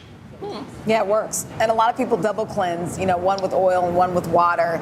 Is that really necessary? I've never double cleansed. A lot of people double cleanse. Is that necessary? It's very popular, you're right, it's very popular. I usually say you can get away with a single cleanse, but if you have a thick layer of makeup, that's true, water-resistant That is true. sunscreen, then you might need that double cleanse, like you said, the oil-based cleanser first, then water-based afterwards. Okay. If you took all my makeup off right now, you would see all over my forehead, dark spots, pigmentation. Oh, no. I hide it well, right? Oh. But vitamin C, you say, is something that could be used against that. That's exactly right. So in the skincare routine, I usually say start from thinnest to thickest. So you would cleanse, do a lightweight vitamin C serum, moisturizer cream, and then your sunscreen. And like you said, vitamin C serums are great for lightening those dark spots. And this is Rox Revive and Glow. I like this one a lot. Just 4 to 5 drops to your face in the morning after your cleanser. It really helps fight free radical damage from the sun this summer, or even the pollution. So with the wildfires going on, smoke pollution, all those things can accelerate the aging process. So this will help neutralize those free radicals in those exposures. It also has peptides and it has glycerin, which helps plump up the skin. So a very nice product to use in the morning. And Dr. Sugai, I love the fact that you're using it yourself. I know. You yourself, you're 73. You look fantastic. Moisturizer, you say, very important to use, especially as we go from hot weather to cool. Right, and Al, I've grown up watching you, so it's so great talking to you. But oh, thank you. So you're right. So you're old. This is great for me. So. I think we knew that. Anyway, tell us about the moisturizer. For sure. So this Kiehl's Ultra Facial Cream is really nice to layer over your serum, and it's just so cooling. I wish you guys could just feel it right now on your skin, and it's soothing. And it also has moisturizing ingredients like squalane, glycerin. Glycerin, I mentioned before, in this product, it draws in water and it retains it and it plumps up your skin. So a nice bonus is that it can really hide those fine lines and wrinkles as well. I like how he's doing the 3D thing. I love that. Keeping it. You can see what it looks like. I know. Let's try to squeeze in sunscreen. For sure. Yep. That's my TikTok skills there with the in and out. So I'm at Dr. SPF on TikTok, and I like to talk about sunscreen. I'm at Dr. SPF. So sunscreen, as you guys know, it's very important to protect ourselves from UV radiation this summer that can lead to skin cancer or accelerate the aging process. A nice facial sunscreen is Coco Kind's Daily SPF 30. It is a zinc-based sunscreen, so it's mineral. But the tricky thing with mineral sunscreens is that it can cause a white cast. Yeah. Kind of scary. So this one does rub in very well. And if people who have oily skin, they say, oh, I don't want to put on a sunscreen. This one has rice starch, so it does absorb excess oil. And it does have blue phytoplankton that will block also visible light from the sun. And here I have Blue Lizard's Australian sunscreen for the body. So face, body, go for SPF 30 or 50. I always tell my patients you can do SPF 30 and above, reapply every 1 to 2 hours. The neat thing about this is that it is mineral base, it rubs in well, but the cap will change color in the sun. So when it turns blue, the cap is telling you, hey, there's harmful UV rays present. Apply your sunscreen. I like that. You're our Looks like it dermatologist rubs in and so our easy, model. too. Like he's got 2 in 1 there. Dr. Daniel Sugai, thank you so much. And by the way, Dr. Daniel has one more bonus item on his list. Just head to today.com/shop to check it out. Just so you know, Today gets paid a commission for purchases made through the QR codes or links on the site. Coming up on Hoda and Jenna, it's a show all about health and beauty.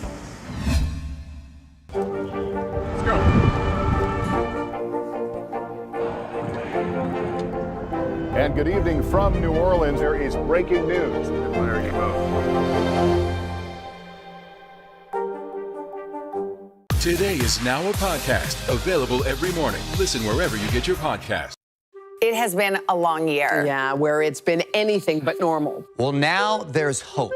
The COVID vaccines. I know. It's been a little confusing. Like really confusing.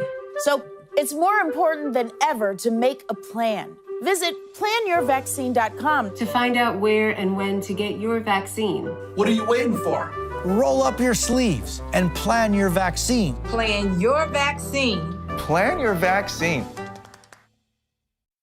For breaking news in our changing world, download the NBC News app. Good morning, everybody. Welcome to Today. Future's looking bright. Are you ready? We're going to do our part to spread the word on the importance of vaccines, so crucial for reopening America. A big day around here. A very special naturalization ceremony. Many of them doctors, nurses, other essential workers. If you are a nurse, thank you. Spring has sprung, guys, and we want to fill this season with some fun and surprises. Yes. This is the face of excitement. Celebrating Earth Day. Let's change the world. Love it.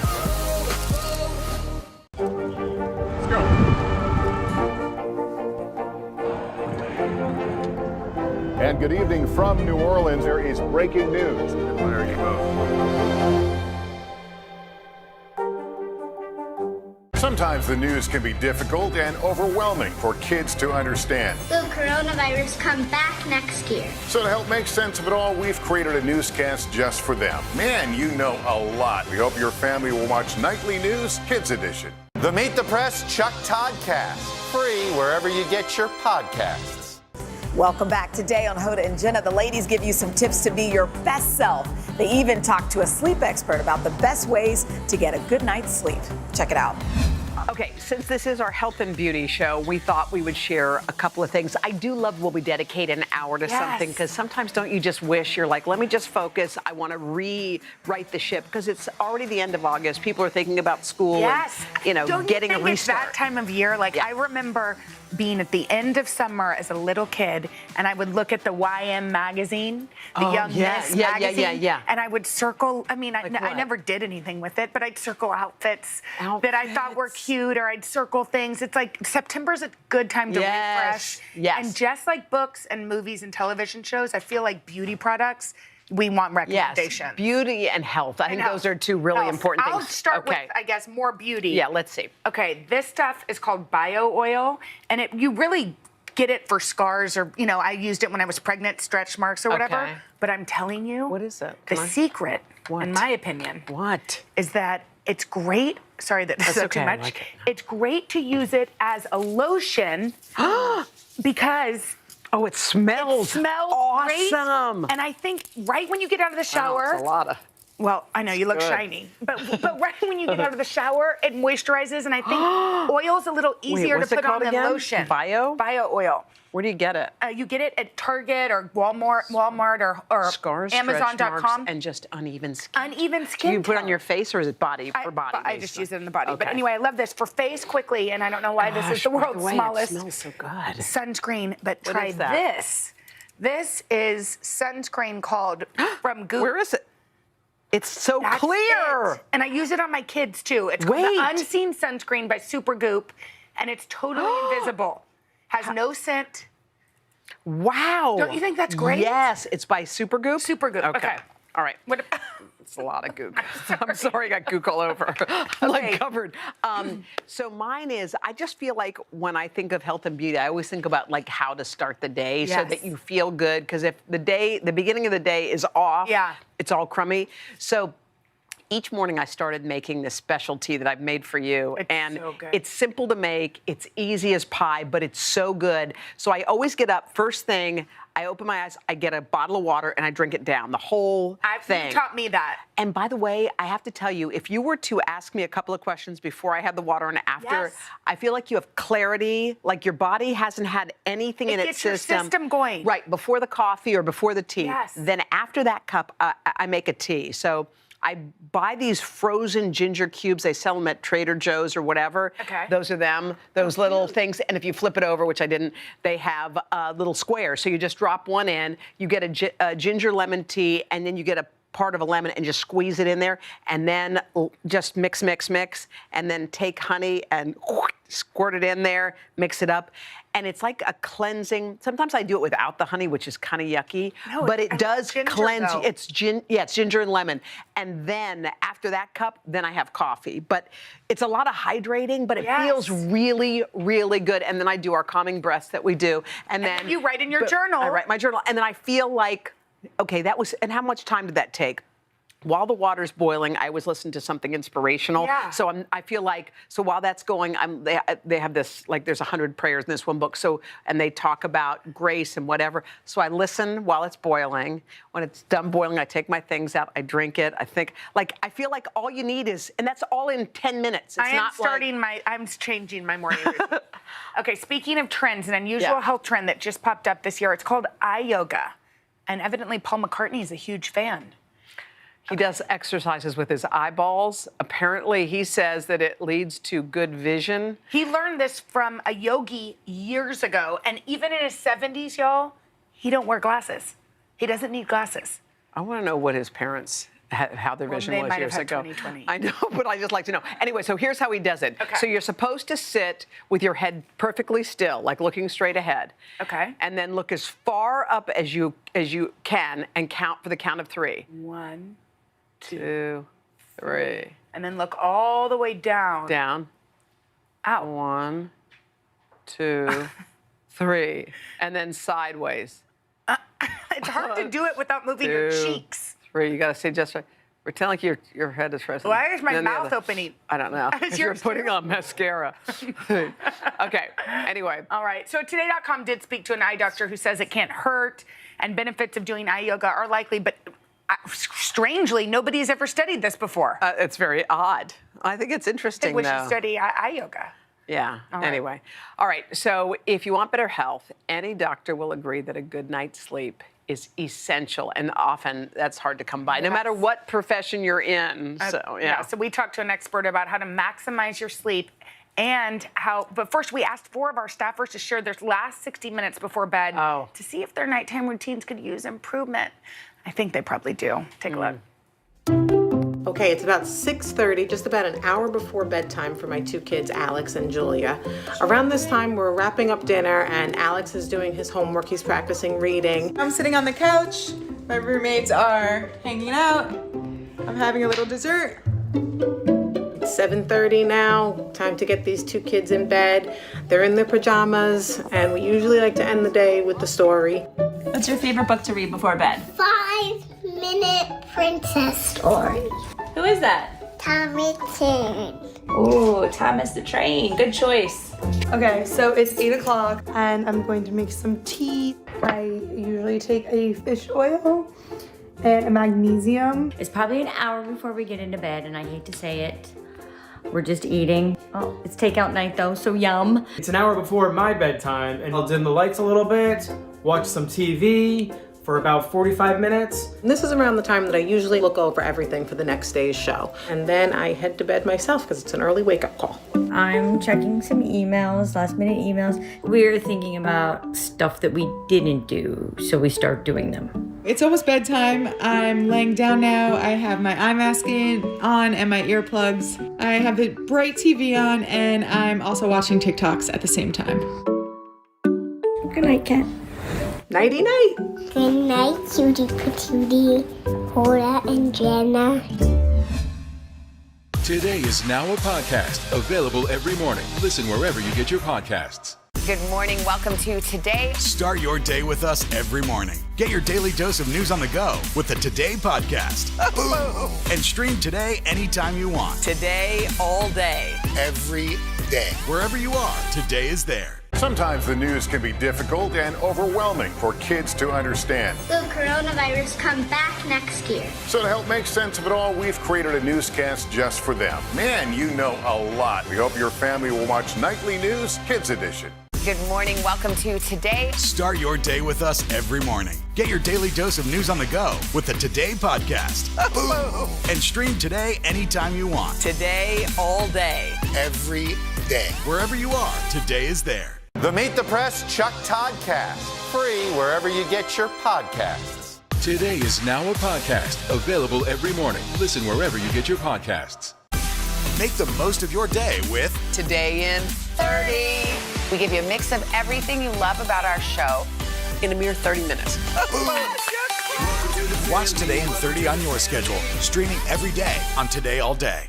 Today is now a podcast, available every morning. Listen wherever you get your podcasts. The Meet the Press Chuck Toddcast, free wherever you get your podcasts. Today is now a podcast, available every morning. Listen wherever you get your podcasts. Some of our staffers showed you their bedtime routine, but are they doing the right things for a good night's sleep? We asked Dr. Rebecca Robbins that very question. She's a scientist at Brigham and Women's Hospital and has some advice for our staffers and really for all of us, all of you. Check it out.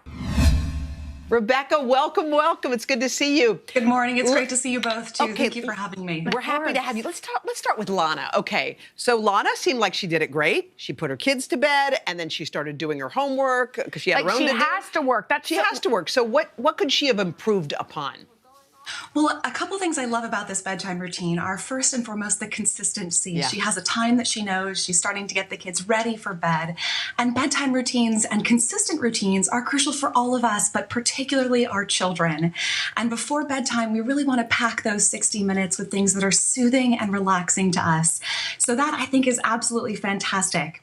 Okay, now, is there a set time kids should be getting to bed? Yeah. I mean, different age kids, but let's say, school-age children in elementary school, how many hours of sleep a night should they be getting? By and large, children need as much sleep as they can get. More sleep helps supports their healthy development and a host of other positive outcomes. And one of the biggest gifts that we can give our children is keeping bedtimes consistent. Yeah. For children and parents, consistency is really key because then our brains and our bodies start to understand when they're supposed to be tired and when we're supposed to be alert. We'll fall asleep faster if we keep our routines consistent. Good. Mm-hmm. All right, poor Sydney. No, I'm kidding. So Sydney has got her eye mask on as she was going to bed, putting her earplugs in. But she also hung with friends, which... Well, we love that, but she also had TikTok videos she confessed to. I think there's good and bad. Tell us. Right. There's good and bad here. So let's start with the good. Now, having dessert and finishing eating about 3 or 4 hours, it sounds like, before her bedtime is perfect. That's great for all of us to think about it, kind of starting to finish, being done with eating around that time. She's also socializing and chatting with friends, and that's fabulous, whether it's our family members, our spouse, our loved ones. You really want to think about happy memories here, really kind of stepping away from the day and really filling the evening with positive energy. Now, things that could be improved with her routine are the following. The use of bright television and at the same time TikTok is something that we could probably improve. And there are two things going on here. The first is the bright light of the television. And what that is doing is actually giving our brains a physiological cue like the sun. We go outside in the morning and we're energized. That bright light from the television is actually giving our brains a cue to become awake. Right. So perhaps you could think about doing the television watching a little bit earlier in the day. Now, the other aspect of her routine that could be improved when she's really close to bedtime is using social media and specifically TikTok, because there are so many beautiful videos and images on those platforms that it's activating all the wrong parts of the brain when we're trying to be powering down exactly those parts. We want to run through thinking about the soothing things that she could do, maybe some meditation or imagery or slipping into sleep. Rebecca, we just have a couple of seconds left. We wanted to get through the rest. Yeah, so Channing, yes or no? Yeah. Channing, she drinks tea, which I think is probably good. Tea is a great thing to do before bedtime, especially if you have a little bit of a sweet tooth and you're inclined to maybe reach for some sweets too close to bedtime. Having a tea instead is a great substitute. Okay, what about Rena? We love her. A lot of people feel this way. They have to work. They realize that their day isn't over. Yeah. So she ate late, but then she was... Yeah, so she had to eat at some point, and then she's also in bed working. Thoughts on that? Two things here going on. So when we eat dinner too close to bedtime, within that hour, we're really the body's going to be digesting. We're going to try to be powering down. So having dinner as early in the night as possible is one thing you could improve on. Now, the second piece is emailing from bed. We really want to keep our beds a special place. It's where we sleep. It's where we relax and get all of our technology out of the bed and out of the bedroom, ideally. All right. Okay. Well, thank you so much. We appreciate it, Rebecca. All right, we needed that. Some good advice there. And for more tips on how to get a better night's sleep, you can go to today.com/sleep.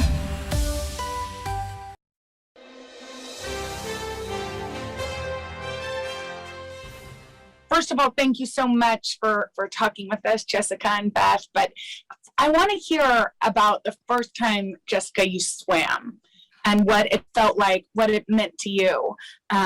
Take us back to that day. Yeah, absolutely. So the first time I really remember was joining a swim team when I was 10 years old. I think that for me was really the moment I just fell in love with this idea of becoming a swimmer. And I showed up to the pool. I'm the only girl missing her legs. I am very aware of that. And I sit down in a chair and I take off my two heavy little prosthetic legs and I crawl on my knees to the edge of the pool and I just jumped in and I just instantly loved it. I think for me, the water has always been a place of freedom, safety, but also feeling really strong and capable, even though I am missing my legs. And Beth, what about as her mom, watching her find this place, like as she just said, that made her feel free? What did that feel like to watch as her parent? It was very exciting. I mean, we had seen her swim in her grandparents' pool and when we went on vacation. So she always loved the water from when she was very little.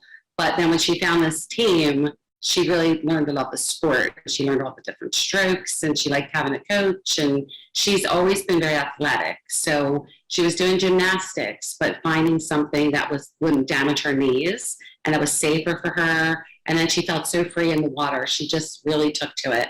She loved it. And of course, you know, she always says she felt like a mermaid. And so we were happy for her. So I can't help but think, you joined a team, like, you know, any old swim team really when you were 10, and then by 12, you were in the Paralympic Games. I mean, 2 years later. So there must have been this moment where you were like, okay, this is more than just a hobby. Well, I really like to win and I really like to be competitive. And I think for me, though, being the swimmer on the team without her legs, I had to work extra hard, right? I had to always show up and give 110% because if I didn't, I wouldn't make it through these practices. And I really loved going to the swim team just because, you know, I was homeschooled. I'm one of 6 kids, but I always loved the social aspect and the competitiveness of others, like competing with other kids. So when I showed up and I knew 2 strokes at the time, I could not even do butterfly or breaststroke. That took about a year to learn. I did work really hard on my technique just because not having a kick, I really relied on my core, my upper body strength. So to make the team when I was 12 shocked everyone. I think it even shocked myself a little bit.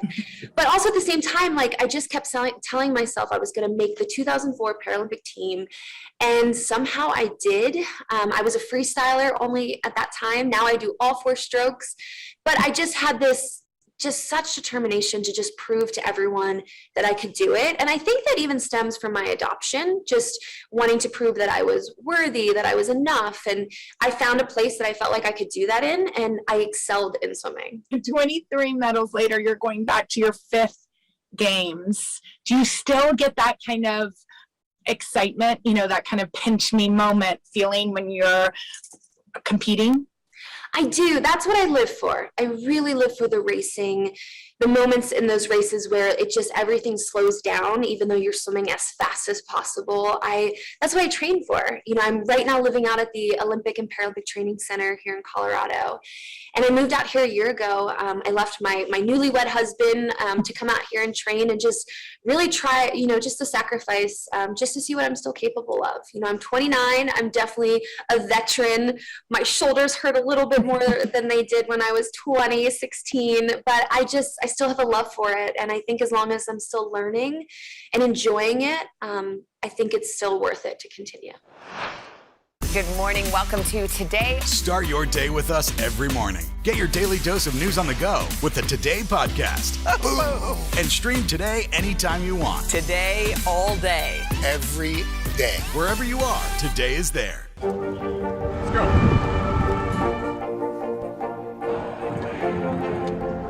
And good evening from New Orleans. There is breaking news. There you go.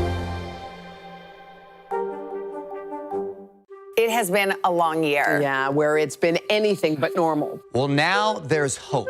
The COVID vaccines. I know. It's been a little confusing. Like, really confusing. So it's more important than ever to make a plan. Visit planyourvaccine.com to find out where and when to get your vaccine. What are you waiting for? Roll up your sleeves and plan your vaccine. Plan your vaccine. Plan your vaccine. Let's go.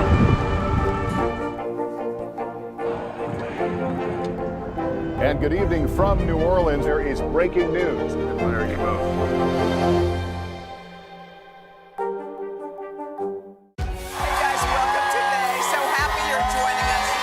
U.S. swimming star Katie Ledecky in the house. Eddie, come on out. You're making me cry. This is an incredible moment. Join us every morning on Today.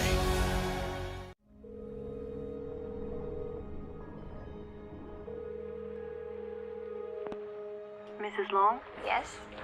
We've found a baby girl for your adoption, but there's some things you need to know. She's in Siberia, and she was born with a rare condition.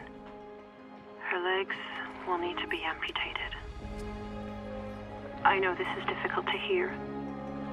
Her life, it won't be easy.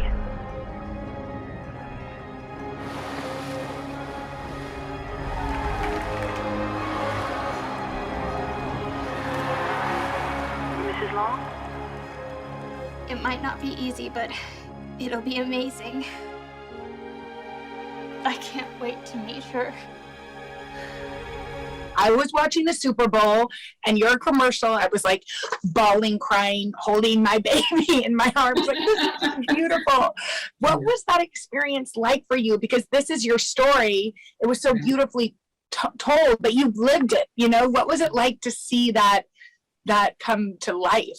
It was just a very special moment, especially for Jessica. Like, it was such a culmination of so many things that she had done and all of her successes, like all in this one commercial. And then it brought her family and our love for her and her love for us. And it just all came together. So we're so thankful to Toyota for that commercial and for those moments that she's given not only us and our family, but so many different families out there. And, you know, so it's been really special, very special.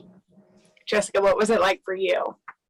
Oh gosh, I always get really emotional when I talk about it. So here, and my eyes are already watering. It was really healing. I would say it was incredibly healing, but also at the same time, it was so nerve-wracking, right? I've lived my life. I know the pain, the sacrifices, the surgeries, all of the moments that people don't get to see, right? People see the success and they see the medals and they see the awards.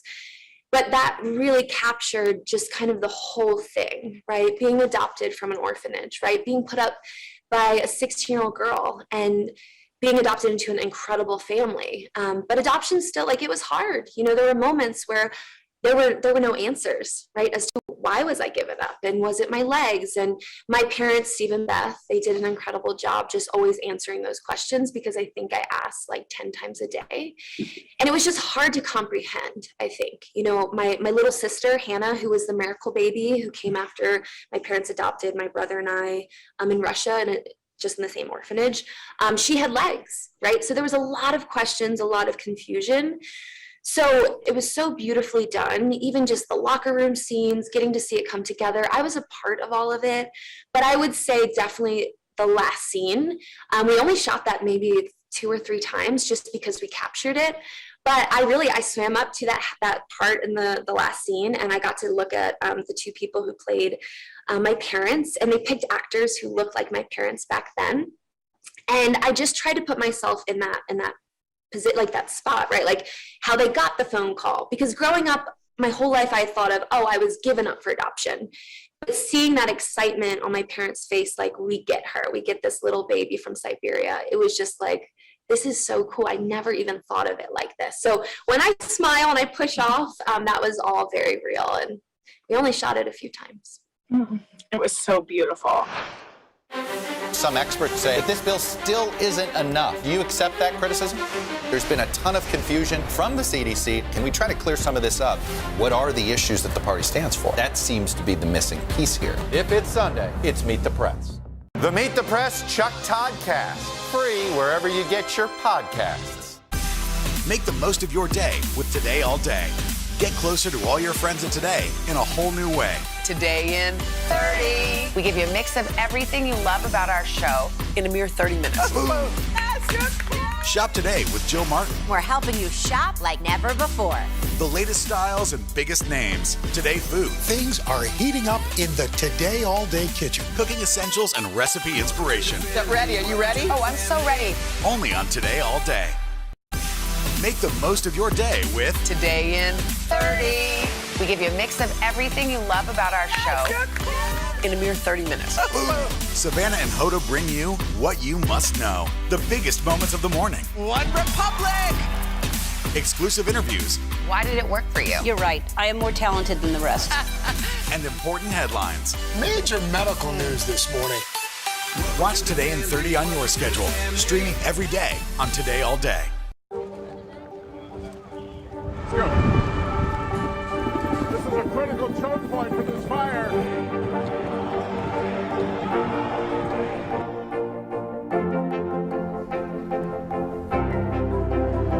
And good evening from New Orleans. Nice to really spend some time with you. Appreciate it.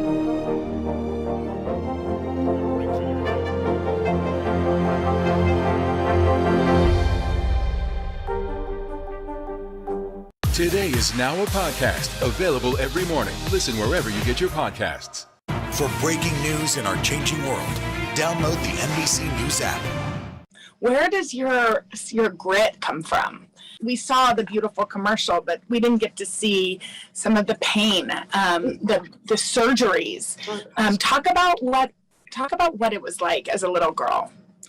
Yeah, it was so hard, like so incredibly hard. You know, I think when I look back on my childhood, there's memories that I don't remember just because there was so much pain, right? And I think swimming was truly a way that I just felt that freedom from all of those surgeries and the pain. But it was hard, right? My little legs, I had a foot with 3 toes on each leg. I was born with fibular hemimelia. Those little feet with 3 toes were amputated when I was 18 months old. And I was up walking around within a couple of weeks in these little prosthetic legs. And I think for me, it was never just one and done, right? I never just had to overcome once. It was every time I grew, due to the bone growing, I had to go back in for a surgery. And I remember just being really, really scared, but also knowing exactly what to do. Like as a 3-year-old, I knew to crawl on top of the operating table, and it was cold. And I still remember the smells, and they were so sweet. They always let me bring in a parent into the operating room. I would always fall asleep and wake up in a lot of pain. There was draining tubes. You know, and after those surgeries, you know, I had to learn how to re-walk all over again. You know, it was an entire process. And I've had dozens of surgeries on each leg. And if we got the right leg done, it was the left. I think my determination always came from just it wasn't an option to quit. Because if I had quit, if I had given up in those moments, I really don't know where I would have been. I knew I had to get through it. I didn't fully understand why, right? I think that's something I've really worked on is finding my why. But at the time when you're 6 years old, 7, 8, 9, 10, going back in for surgery, I had no choice but to press on. And I will say this is so cute. And Mom, you can correct me, but I always requested Pippi Longstocking, the movie. And she was the girl who believed she could do anything. And they knew to have it ready for me in my recovery room. They always had Pippi Longstocking for me to watch. The fact that you were doing these things that were just unbelievable, suffering pain that no parent wants to see their child suffer from. Beth, what was it like for you all? It was difficult. I mean, we had planned for surgeries and we knew that would happen, but going through it, of course, is harder than you think. And so the very first surgery with the amputation, all we expected So we were ready. We felt very prepared. It was still difficult.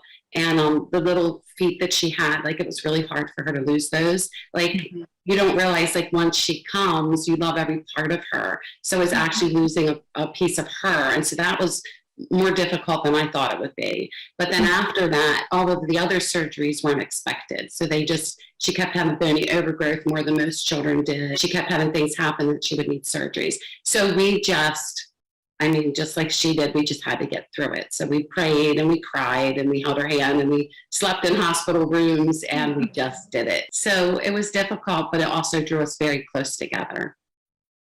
And Jessica, I know you love being part of this big family, lots of siblings. What was that like?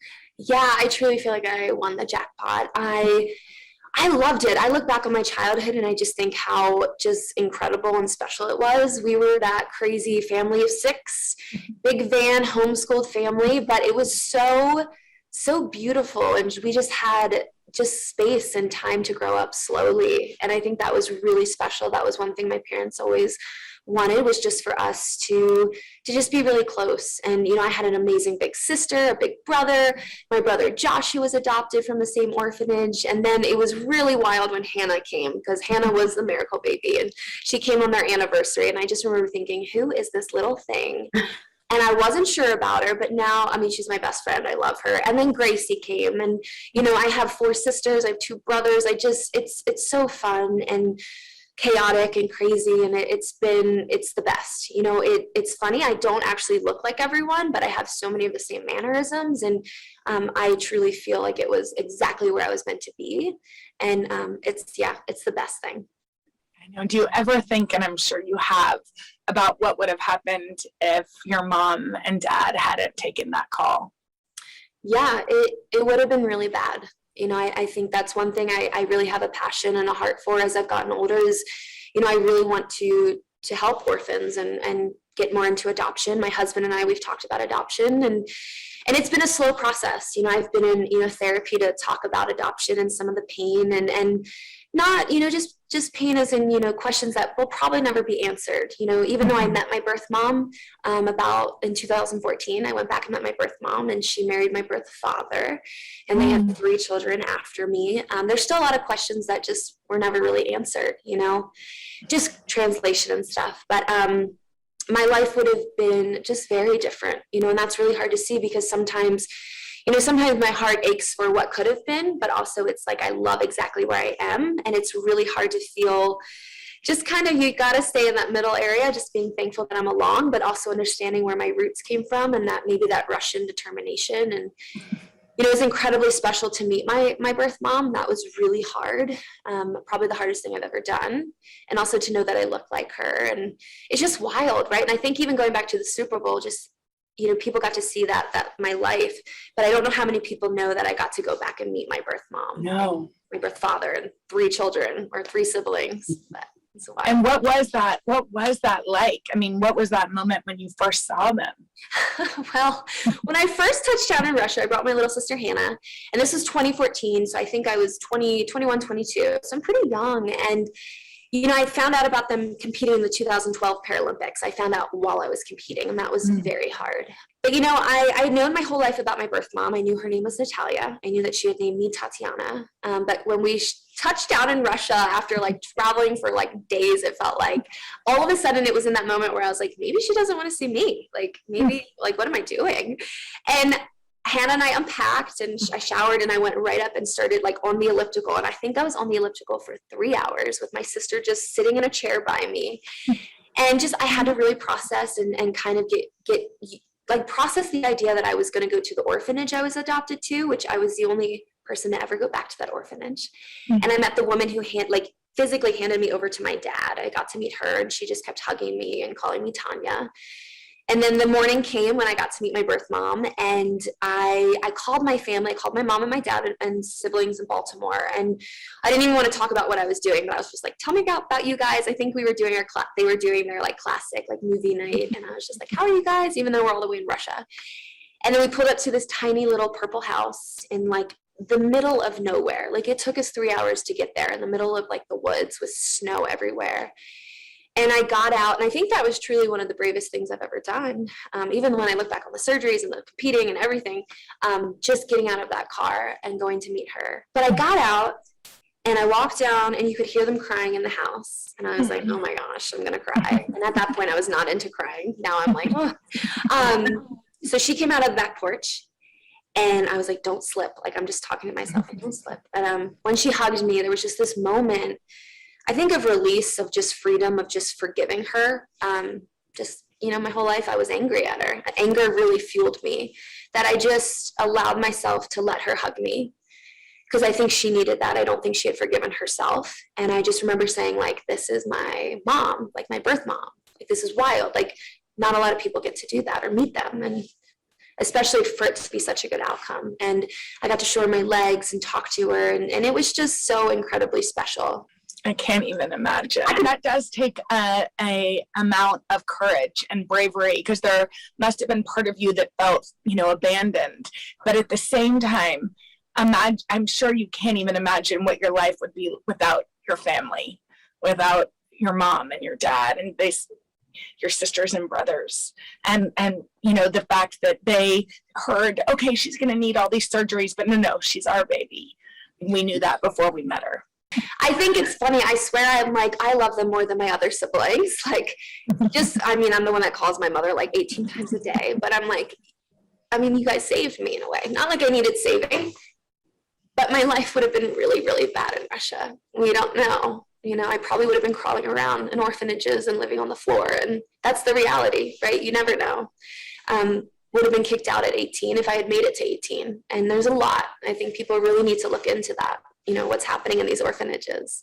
Mm-hmm. So my life would have been really different. And even though it's hard, right, I struggled being adopted, because it's like you still struggle with abandonment. And I knew she loved me, my birth mom. She took the time to name me. There was a lot there, but it's like, I swear I love my parents. I'm like, I love you two more than anything. As crazy as the family is, but I'm like, I just call them all the time. And maybe just because I have this extra appreciation that they went to Russia. I don't know why, but went to Russia. My dad went to Russia. And I just think it's really, really sweet. One of my favorite things I think my dad has ever just said, like, just how hard it was when he was in the orphanage, because my mom stayed back with the two kids, the older two. Just how hard it was for him when he showed up to the orphanage and saw me for the first time. Like, it was a 2-week process to get all the paperwork and everything. Just how hard to leave us was, because he was like, you were my kids. And I just think it really does take such incredible and special people to want to adopt kids like they did. Yeah.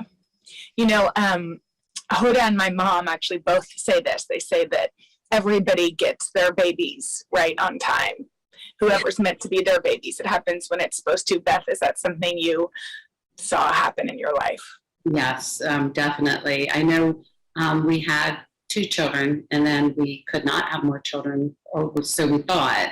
And then we adopted Jessica and Joshua, and we felt like that was definitely meant to be. We feel like it was a God thing, and then he opened my womb later, and I had a couple more children, but for some reason, we did not have children for 8 years. And in that time, we had such a desire for more children. And as we prayed, we figured out that we really wanted children that would maybe not be adopted, children that really needed a home. We already had a couple of babies, so we didn't need a baby, but we wanted children that really need to be adopted. So we feel like God was, of course, in all of that, and we know that Jessica and Joshua were the children for us. And yes, definitely, the timing was exactly right. Sometimes the news can be difficult and overwhelming for kids to understand. Will coronavirus come back next year? So to help make sense of it all, we've created a newscast just for them. Man, you know a lot. We hope your family will watch Nightly News Kids Edition. Let's go.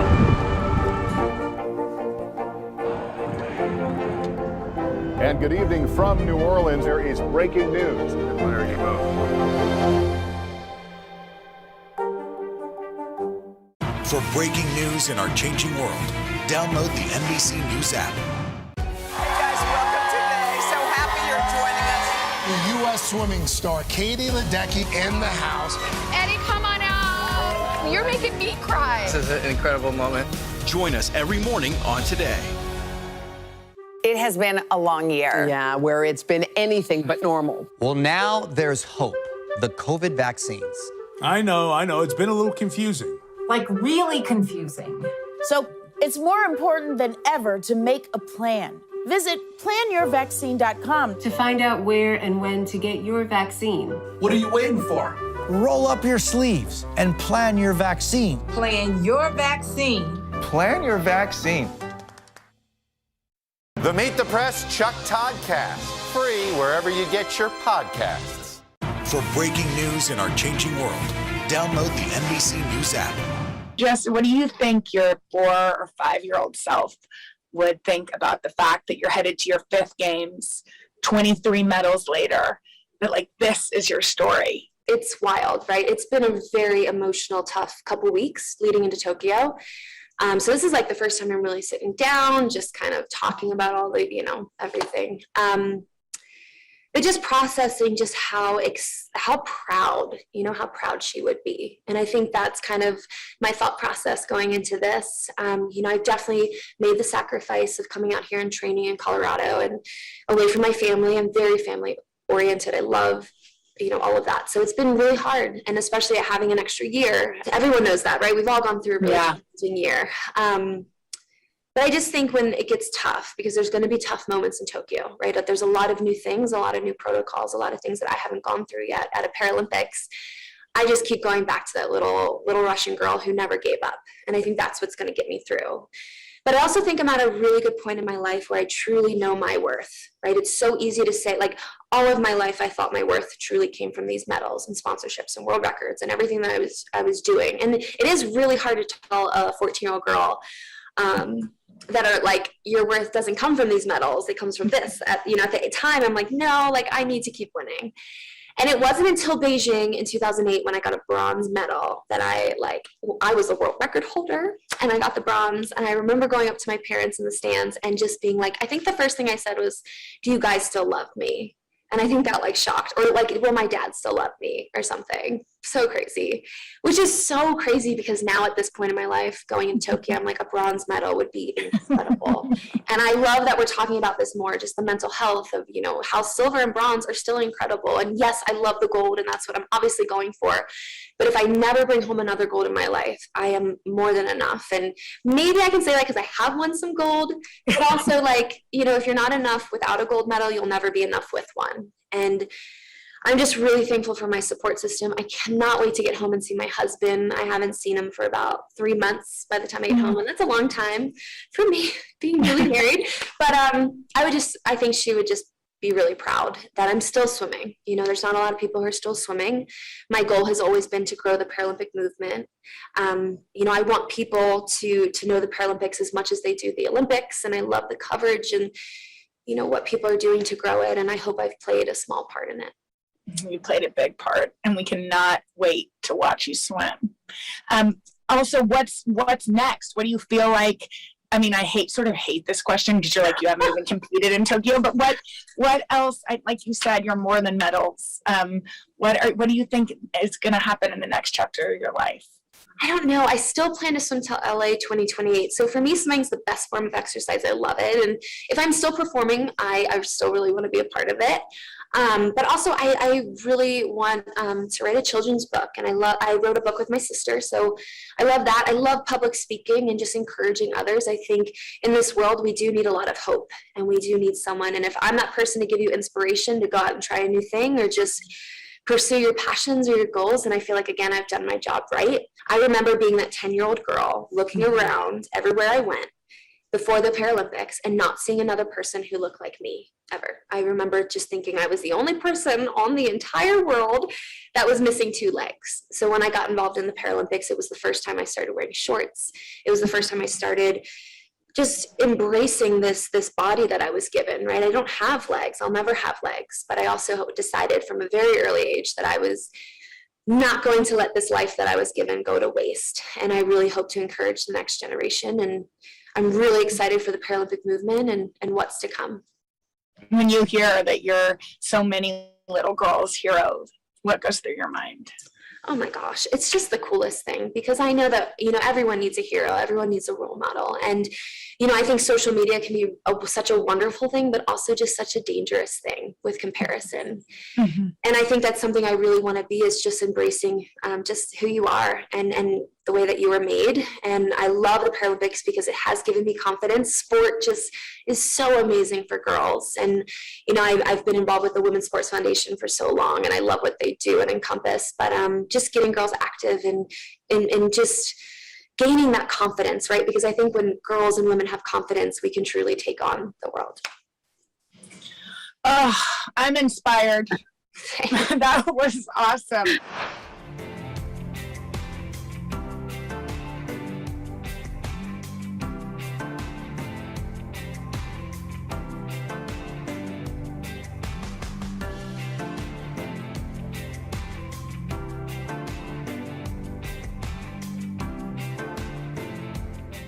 We are cooking up some exciting things this week in the brand new Today All Day Kitchen. Up next on #cooking, Samadada.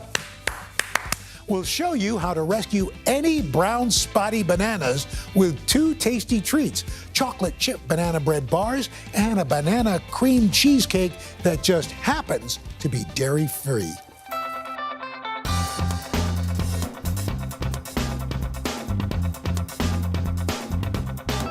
Welcome to #cooking. The next time you see some nearly perished, super ripe bananas sitting on your counter, wondering what will become of their existence, like, will we get thrown away today? Don't toss them, please save them. Rescue the spotty bananas, #save the spotty bananas, and make these recipes. I'm gonna show you 2 of my favorite ways to use those super ripe bananas sitting on your counter: my chocolate chip banana bread bars and my banana cream cheesecake that happens to be dairy-free.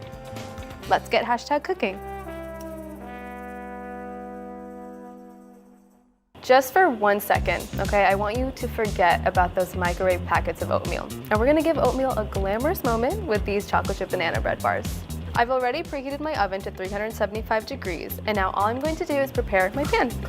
So what I've done here, greased it with some coconut oil so our parchment paper doesn't stick, right? So I've got that here. I'm just gonna stick it right into the pan. The coconut oil helps it stick, right? So this is nice. Make sure we're hitting all of the edges of the pan. And what's nice is that we're creating these flaps, okay? The flaps are really nice because when it's done baking, we'll be able to easily lift the batter out of the pan and have our bars all ready. What's great about using super ripe bananas in recipes is that they're naturally a lot sweeter and a lot easier to mash into different recipes. Got 2 here. We're rescuing them. We're giving them a second life, a second chance at life. They love us for this. Throwing the peels away. Gonna peel this one. Like so. Pop that in. See you later. Okay, and now we're just gonna mash. This is kind of where you can get your aggression of the day out into these bananas, okay? I wanna mash them until they're really nice and smooth. And like I said, because they're a bit riper, it's gonna be a lot softer and easier to mash. Not to mention it's gonna impart a lot of that really nice, sweet, ripe flavor of the bananas into this oatmeal bar recipe. And because they're super ripe, we're actually not gonna use a bunch of sugar to sweeten this recipe because it's gonna pull a lot of that natural sweetness from the bananas. Have I convinced you to not throw your bananas away yet? Just wondering. Okay. Really take your time here, like I am. Okay. I want no banana to feel unmashed. I want it to feel all loved and mashed, okay? All right. And you can use a potato masher here if you have that, if you like that utensil for your life. I'm just using a fork because you know what? Forks are accessible. Okay. So this is looking pretty good. I have to compliment myself on my mashing abilities. Looks pretty smooth. And now we're just gonna work on the rest of our ingredients. All right. So in this recipe, I'm using 2 eggs, so I'm gonna crack those both in here. I wanna be that type of person that does like the one-handed egg crack. I'm not that person.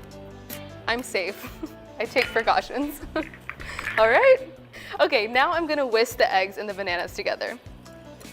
So everything is nice and smooth. Look at those amber yolks. It's pretty nice. Bananas and eggs whisked together. They look nice and smooth, really happy in there. Now I'm gonna add my nut butter. So I'm actually using peanut butter here, but if you have a cashew butter at home, if you have an almond butter, that's totally fine. You do you. Whatever nut butters you're harboring in your pantry. I know I have like a million because I have a problem, but you can use that. I'm gonna slide that straight in there, and I'm gonna mix that in.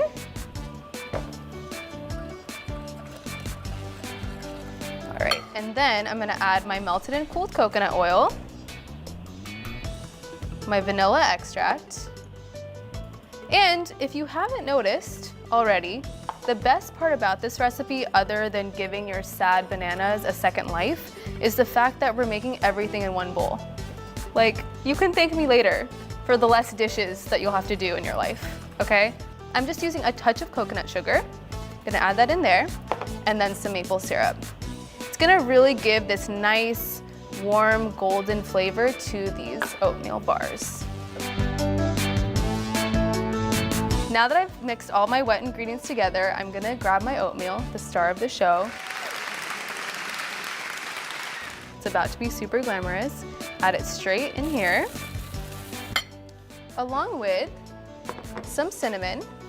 I love cinnamon, I think it's amazing, but you can totally use another spice if you want. You can use maybe a nutmeg if you like that better. I'll leave that choice up to you. And then some baking powder. And then, and mix everything together. Make sure everyone just becomes friends in here. Make sure we grab the edges, the sides of the bowl, incorporate it really nicely.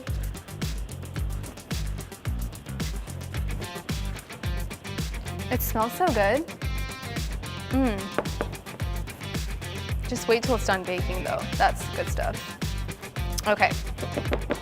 Now finally, this is a bit of the dessert for breakfast moment that I like to really capture in all aspects of my life, the chocolate chips. Just gonna fold these in. I will add, I don't measure these with anything but my soul. That's just how I choose to live my life, but again, you live yours the way you wanna live yours. I'm gonna fold that in, and you're probably wondering like, Sama, why do you have some of these left over? Because I wanna save some for the top. Because for me, it's not less is more. When it comes to chocolate, not a thing for me. Okay, folding this in nicely until all the chocolate chips are just really nestled in there. We want them to be cozy. Okay, perfect. Now, I love myself for being prepared. We've got our parchment lined pan, and I'm just gonna add it straight into there. So lift this up. I don't know if I mentioned this, but this is my workout for the day, this movement right here. All right, so we're gonna add this straight in there.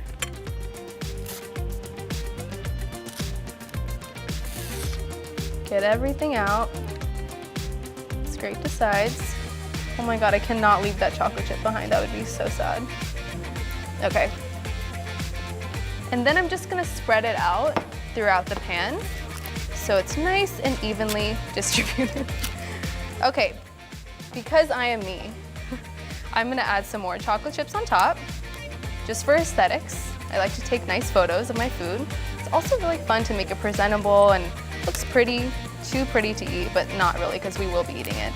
Okay, and then the last thing that I wanna do is add a banana on top. This is again, purely for me to have some nice aesthetics for my photographs, and that's fine.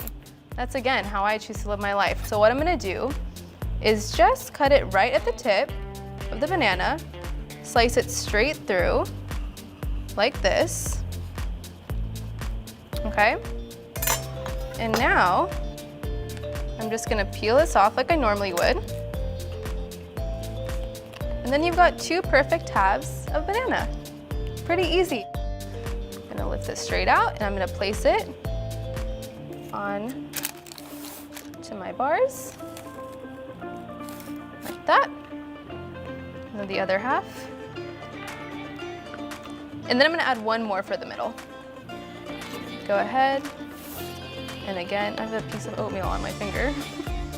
Really didn't want to be baked. Okay. And go from the top. Slice it straight down the middle. Peel this guy off.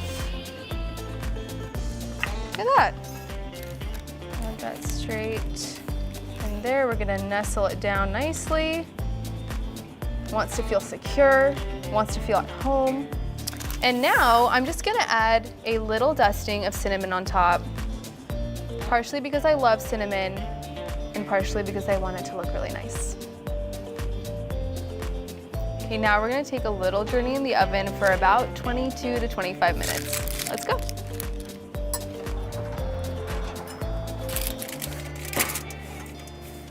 All right, hope you enjoy your time in there.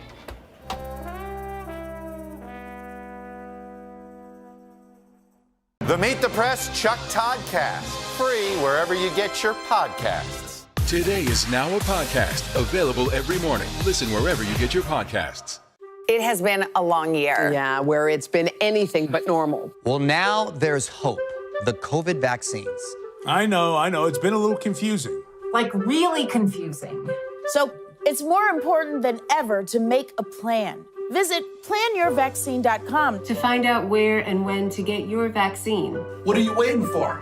Roll up your sleeves and plan your vaccine. Plan your vaccine. Plan your vaccine. Today is now a podcast available every morning. Listen wherever you get your podcasts. Make the most of your day with Today All Day. Get closer to all your friends at Today in a whole new way. Today in 30. We give you a mix of everything you love about our show in a mere 30 minutes. Shop today with Jill Martin. We're helping you shop like never before. The latest styles and biggest names. Today Food. Things are heating up in the Today All Day kitchen. Cooking essentials and recipe inspiration. Get ready. Are you ready? Oh, I'm so ready. Only on Today All Day. For breaking news in our changing world, download the NBC News app. Today is now a podcast available every morning. Listen wherever you get your podcasts. The Meet the Press Chuck Toddcast, free wherever you get your podcasts.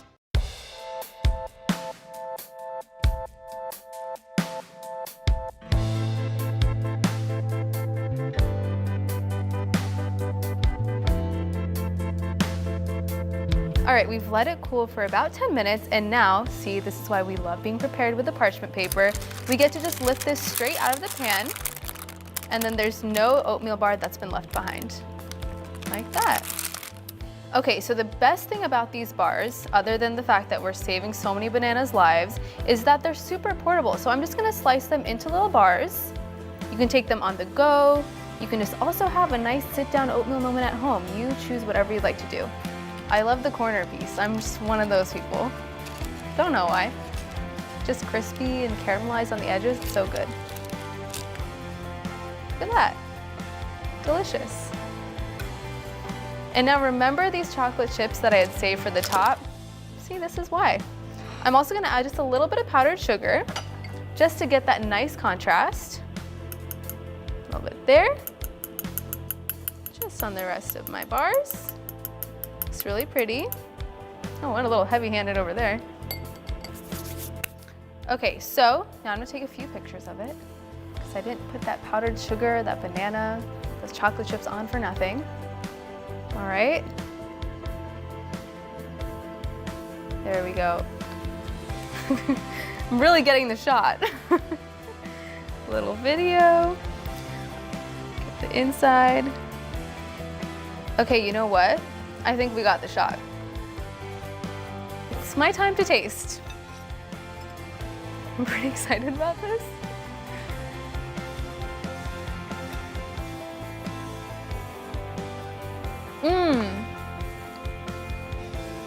It's so good. You know what's really nice about this as well? It's not too sweet. So it's really great if you'd like to even add a little drizzle of honey on top, maybe a little more peanut butter, almond butter, whatever you have to kind of create this nice sit-down oatmeal moment at home. It's like banana bread, but it's a little more textured from the oatmeal, and then you've got the chocolate chips that are totally giving it this like cookie dough vibe. I would eat cookie dough for breakfast. And I am, kind of. Delish.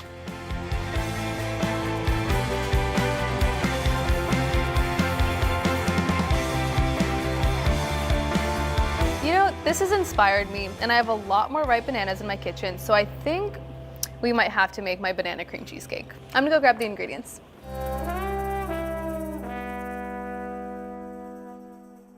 The Meet the Press Chuck Todd Cast, free wherever you get your podcasts. Make the most of your day with Today in 30. We give you a mix of everything you love about our show in a mere 30 minutes. Watch Today in 30 on your schedule, streaming every day on Today All Day. Good morning, everybody. Welcome to Today. Future's looking bright. Are you ready? We're going to do our part to spread the word on the importance of vaccines, so crucial for reopening America. A big day around here. A very special naturalization ceremony. Many of them doctors, nurses, other essential workers. If you are a nurse, thank you. Spring has sprung, guys, and we want to fill this season with some fun and surprises. Yes. This is the face of excitement. Celebrating Earth Day. Let's change the world. Make the most of your day with Today in 30. We give you a mix of everything you love about our show in a mere 30 minutes. Watch Today in 30 on your schedule, streaming every day on Today All Day. Let's go.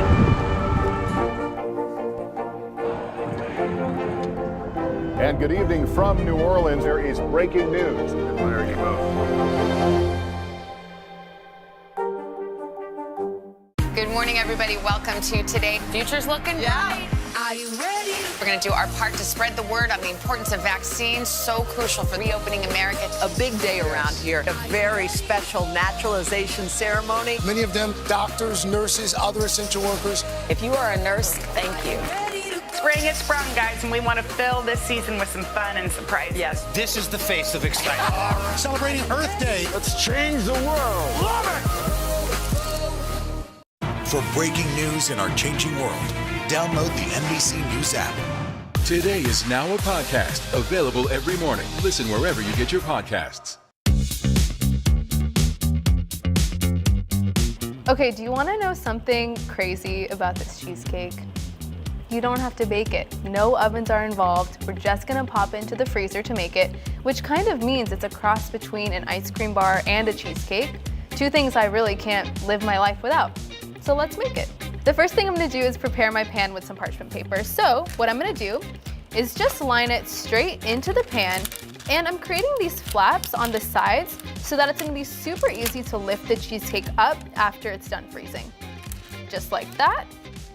And now it's ready for our crust to find a home in it. So this crust is gonna be really nice and textured. It's gonna be a little crumbly, it's gonna be crispy. Because it's gonna have a really nice creamy filling to go on top of it, I wanted to create that contrast. Everything is gonna come together in this food processor. Starting with some raw almonds as the base. This is gonna give that really nice crispy, crunchy element to the crust. Gonna toss that in there.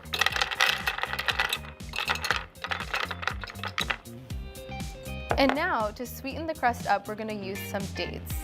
I love dates, not the romantic kind, the medjool kind, okay? So we're gonna add these in. This gives a really nice caramel sweetness to the crust, and also it's gonna allow it to be a little bit sticky and pliable so we can actually just stick it straight into our pan. And now we're gonna add a little bit of creamy almond butter. That's straight inside. You can also use the peanut butter if that's what you have on hand, totally fine with me. I won't judge you. A bit of melted and cooled coconut oil going in there as well.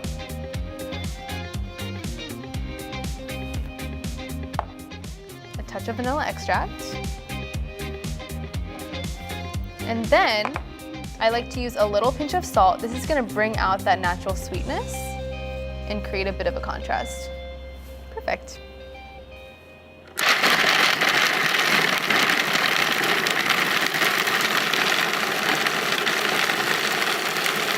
I'm just gonna scrape down the sides just to make sure nobody is caught, nobody is left behind, and process it again.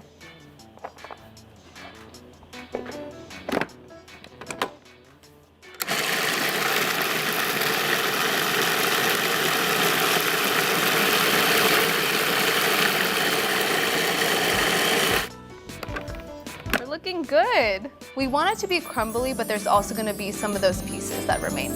Now it's time to just pack it into our pan. Okay. Oh no. This is precious crust, precious cargo. We can't waste any of it. Now all I'm gonna do is just press it into my pan. Like this. And you wanna make sure it's evenly distributed throughout the entire pan, and you can kind of see that it's sticking together as I tend to pack it. This is gonna serve as a really nice home for our creamy, luscious cheesecake filling. It's gonna be really happy sitting on top of here. We don't want the edges of this pan to feel unloved. We want the crust to be in there too, so make sure you get those corners as well. Okay.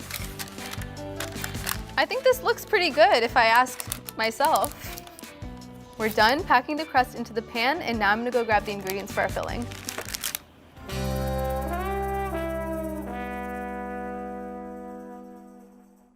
For breaking news in our changing world, download the NBC News app. The Meet the Press Chuck Toddcast, free wherever you get your podcasts. Hey guys, welcome today. So happy you're joining us. The U.S. swimming star Katie Ledecky in the house.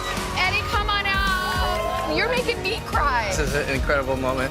Join us every morning on Today. It has been a long year. Yeah, where it's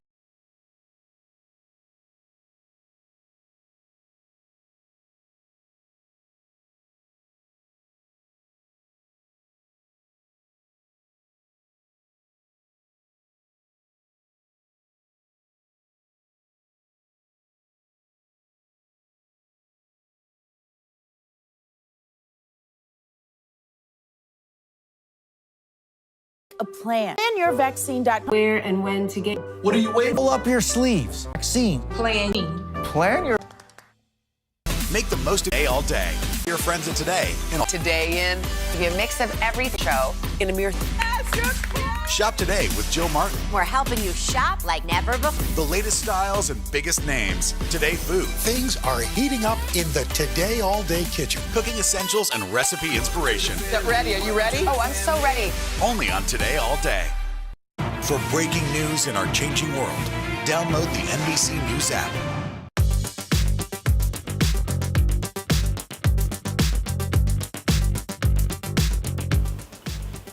The secret about this cheesecake filling is that it's actually made from cashews. They're super rich and buttery, so they're the perfect ingredient to make really creamy sauces and fillings like we're gonna do in this cheesecake. But to get it there, we need to first soak them. You always wanna make sure you're starting with raw cashews. These are completely raw and unsalted. And you can either soak them overnight if you have patience and time, or you can do what I did, flash soak them for 1 hour in hot water until they're nice and soft. You are not gonna believe how creamy this cheesecake filling is gonna be. We're starting with our raw and soaked cashews, going straight into our blender. Right in there. We're following it up with some coconut milk. I'm using full-fat coconut milk here. We're not messing around with the low-fat kind. Perfect for a really rich and creamy cheesecake filling. And I think this is a really great time to mention that this is a non-dairy recipe. I don't know if you've noticed, but all of you non-dairy folks out there, rejoice because this is for you.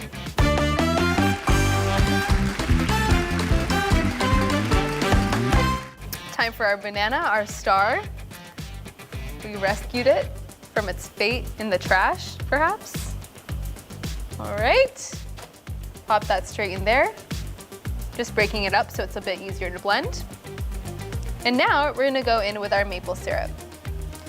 The ripe banana is really nice because it's super sweet already, but the maple syrup is just gonna pull it all together. I really like using maple syrup here because it's a really nice, warm, and golden contrast to those rich and creamy cashews. In there, and then a little touch of vanilla extract. Perfect. All right, we're gonna add some melted and cooled coconut oil, just a touch. Now we're gonna add some lemon juice. This is super important because you've got rich ingredients like the cashews and the full-fat coconut milk, so we want the lemon juice to give it that zing and really balance out those rich ingredients. I'm using this to catch the seeds. At home, you can even just put your fingers underneath the lemon and then catch the seeds in your hands. A little DIY.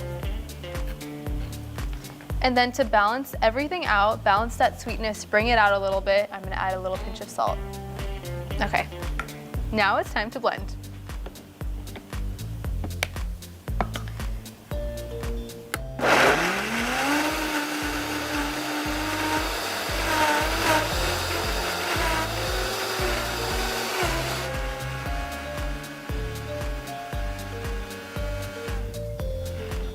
Okay.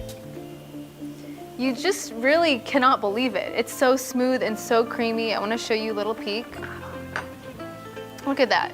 I'm going to taste it a little and see if I think it needs anything. Taste a bit. I'm going to add a little more lemon juice and a little more salt. You can totally adjust this to your liking. I just like a little more zing, and that salt's going to really bring out that sweetness. Okay, we're going to blend again.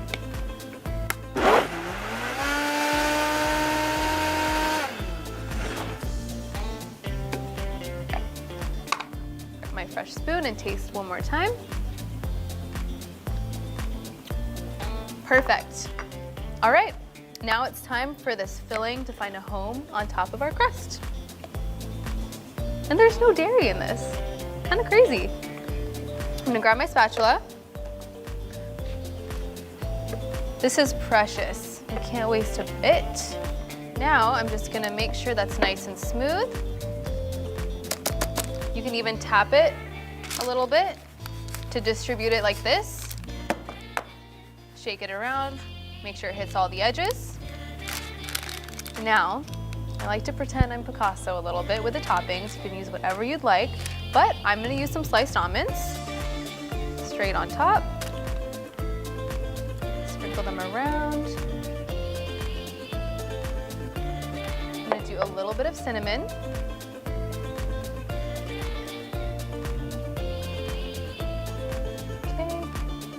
More.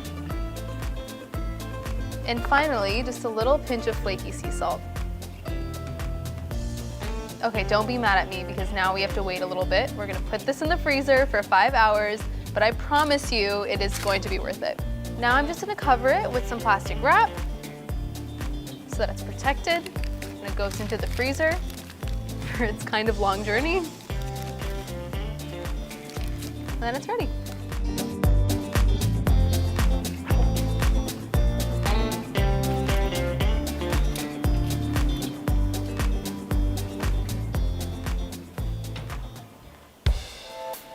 See, patience is so worth it. I'm so excited about this. Just gonna remove my plastic wrap. Look at that. We almost don't deserve it. All right, this is why the parchment paper flaps are the best. We just lift it straight out of the pan like this. And now all I'm gonna do is slice them into little cheesecake bars. What you can also do is slice them into fingers as well if you want more of a bite-sized snack. I'm gonna go ahead for the full picture, the full bar. Look at this. I just have to show you. Can you believe that there's no dairy in this? Looks so creamy. All right, that's for me. This is my slice. I am so excited to dig into this. All right, here I go.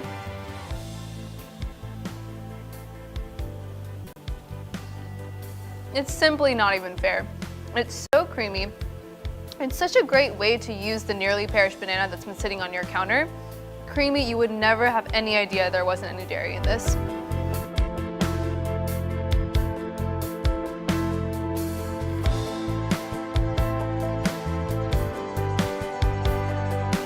You know what? I really wish I could eat all of these myself, and I probably would, but I'm gonna be a little nice. I'm gonna send a picture to some friends and see if they wanna have some. Yes, they usually do. No one really ever says no. I mean, why would you? Wouldn't make sense, it's so good. I think I'm gonna deliver some to their houses. I'm such a good friend.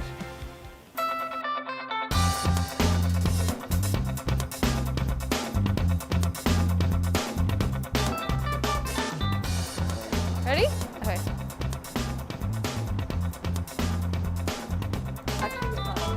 Yeah, we're gonna go after you. Okay. Okay, Sue, guess what I brought you? Your favorite banana cream cheesecake. I made it for your birthday. Oh, this is my favorite. Thank you. You're welcome.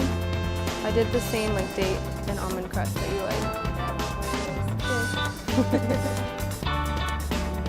It kind of does. Cookie breakfast. Is it a smoothie on top of it? 2 Dadas eat. 2 Dadas eat. Dada eats. 2 Dada eats. Dada eats squared. Dada eats. Eh? Dada eats is.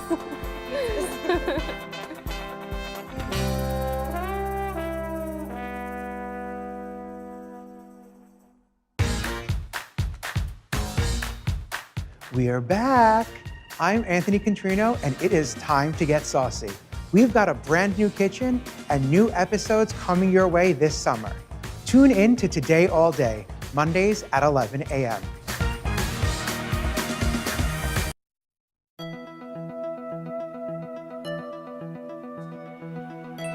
Welcome to a Today All Day live special, COVID in the Classroom, a guide to unvaccinated kids. As millions of unvaccinated kids prepare to head back to school, parents, educators, and the public have many unanswered questions about what this school year will look like and how we can make it as safe as possible.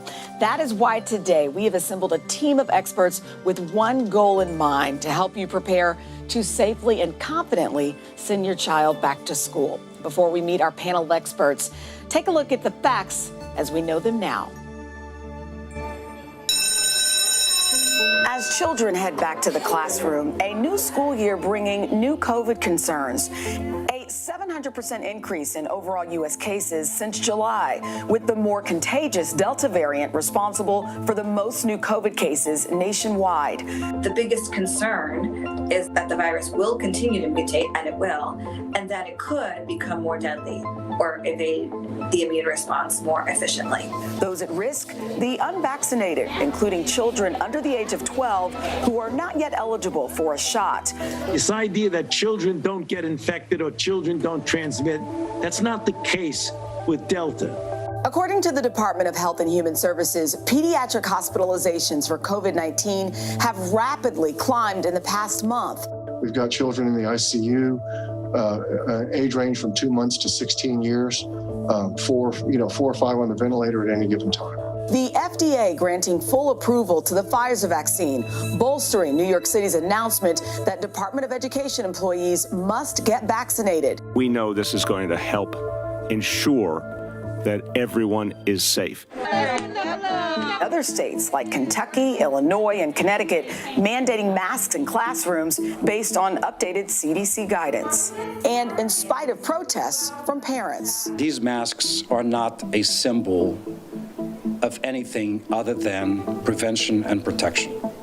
To politicize this is, quite frankly, hitting a new low. All efforts to keep children learning in person after more than a year away from school for some. The best way to get students caught up is to have them in the classroom, learning with their teachers, with their peers. Let's all do our part to get our students back in school. They've been waiting.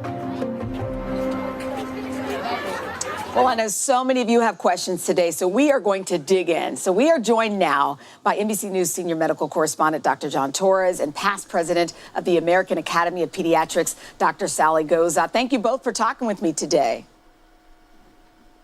You bet, Shannon. Good morning.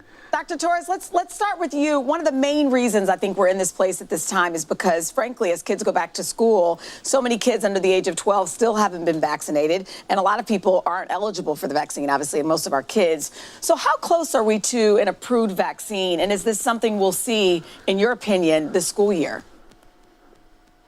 And Chanel, that's the biggest question I get from parents almost every day. And the answer is yes, I think we are going to see this school year, and we're going to see it for a variety of groups. But here's what they've done is they've essentially divided it into 3 groups. And they divided it by essentially their weight, their body maturity, their immune system status, so that way they can focus on those groups. And right now, like you mentioned, 12 and above can get the vaccine. The next group they're looking at are 5-year-olds to 11-year-olds. They're doing those studies right now. As a matter of fact, they're doing all these studies concurrently, and they're getting ready to submit submit the data. Pfizer said they think they'll submit by mid-September. And so what that means is probably before Thanksgiving, we'll see an emergency use authorization for this age group, the 5 to 11-year-olds. But now we have the other age groups to look at, and that's the 2 to 4-year-olds and then the 6-month to 2-year-olds. That's probably more in the early 2022 timeframes, because it does take more time to do those studies. And the reason it takes time to do these studies is because, as we always learned in medicine, children are not just small adults, which essentially means we can't just take the adult dosing and say, let's cut it in half and give it to children. Their immune systems are different, the bodies react differently, so they have to look and calculate the variety of doses they need. They have to go ahead and test those doses in human trials and test the intervals too, because it's possible they need shorter intervals or longer intervals. This is information they need to find out. Once they find that out, making sure it's safe and effective, the two big things we want, they'll submit that data. Then the FDA and the CDC will go through the same steps they went through for the adults and the 12 and above. And again, for 5 to 11-year-olds, we're thinking sometime before Thanksgiving. For 2 to 4-year-olds, probably early 2022, and then 6-month to 2-year-olds, probably more in the springtime. But it should happen this school year. It's good information. It's almost a tap dance, because as parents, we're anxious to get it, but at the same time, obviously, we don't want to rush things. Dr. Goza, let me bring you in here. I have, just full disclosure, I have 3 little ones. I have twins heading into 4th grade, and my oldest is heading into 6th grade. He'll be 12 on Friday, in fact. And what everybody, I think the hot topic amongst my parent friends, if you will, I think at first we just assumed that COVID wasn't as big of a threat to children. So, we put our kids' masks on, we tried to keep them outside for play dates, but the worry wasn't as strong, I would say, as it is now, because everybody is worried about this Delta variant. We're not quite sure if our kids are more susceptible. What is the research showing at this point? No, low risk is not no risk. So children have been getting COVID all along. We've had over 4 million children with COVID. We've had 18,000 children admitted and close to 400 and something deaths. So it's not no risk. And this Delta variant is different. It's more contagious, which means more children are getting the illness. We've had 180,000 new COVID cases in children just from August 12th to August 19th. And so we're seeing this now, and it's spreading rapidly. It's very, very contagious. And so that's the difference this year. Well, here's my question then. A lot of our kids are back in the classroom. I know my kids are back in the classroom. And just like last year, they wore their masks. They have face shields when they eat their lunch, and things worked pretty well last year. But if the Delta variant is more contagious, I feel like a lot of the schools have kind of pulled back just a little bit to try to get a little bit more, normalcy, if you will. Should we be concerned? Should our schools not be pulling back at all? If anything, it seems like we should be more ramped up as we head into the school year. We believe that schools should be doing the same things they did last year. All those layers of protection are what's so important. I like to call it the Swiss cheese. And with every layer we put in there, we are decreasing the risk of our children getting COVID-19. And so masking, mandated masking, distancing, washing their hands, good ventilation, all of those things are still just as important this year, if not more than last year. And one more question for you, Dr. Goza. Tell me then, at this point, what are the signs we should be looking out for in children when it comes to the Delta variant? Because I've heard the symptoms kind of manifest themselves a little differently. This Delta variant can look almost like anything. It can be a runny nose, it can be a cough, it can be a sore throat, it can be a headache, it can be vomiting and diarrhea. So if your child is sick, you need to keep them out of school, and you need to contact your pediatrician or your doctor to have them evaluated to see what you need to do. And especially if they've had a contact in school that you know of, they need to be checked, because it can really look like any other virus out there. All right, let's get to some more specific questions from our viewers. This first question is from Instagram. Dr. Goza, it's for you. How common is long COVID in children? And for those who aren't familiar with the term long COVID, can you explain what that means and how common it is in kids? So long COVID just means that the symptoms are lasting longer than what their quarantine is, and lasting into, a month to 2 months and even longer. And we've seen it in adults. There was one study that actually said there were about 50% of teens and young adults that had long COVID, the long haul COVID. And so it's a concern. We really don't know how many children are affected by this, because we know a lot of children have been asymptomatic with their COVID. And so we don't know if the symptoms we're seeing in some of these kids or not the fact that they had COVID back before and were never tested for it because they were asymptomatic. And the symptoms are fatigue, brain fog, trouble breathing, a constant cough, chest pain, muscle and joint pain, headaches, depression and anxiety, heart palpitations, smell and taste loss, which we do know. I mean, I think most people would recognize that as a COVID symptom, and sometimes being dizzy when they stand up, dizziness in our teenagers. And so these are really common things we see in teenagers anyway. And so it's really hard to know. And our concern is the more children that get COVID, the more children we'll see with these long haul symptoms. It's so scary. Dr. Torres, let me bring you in here. It's interesting. I feel like there are a lot of us who are more nervous this time around than last year. I don't know why. I think it's because it just feels so, with this variant, there's just so many unknowns. Let's get to a question from Cheryl in New Jersey. She says, are kids that ride the bus to school, to and from school, at greater risk to contracting COVID? That's a good question.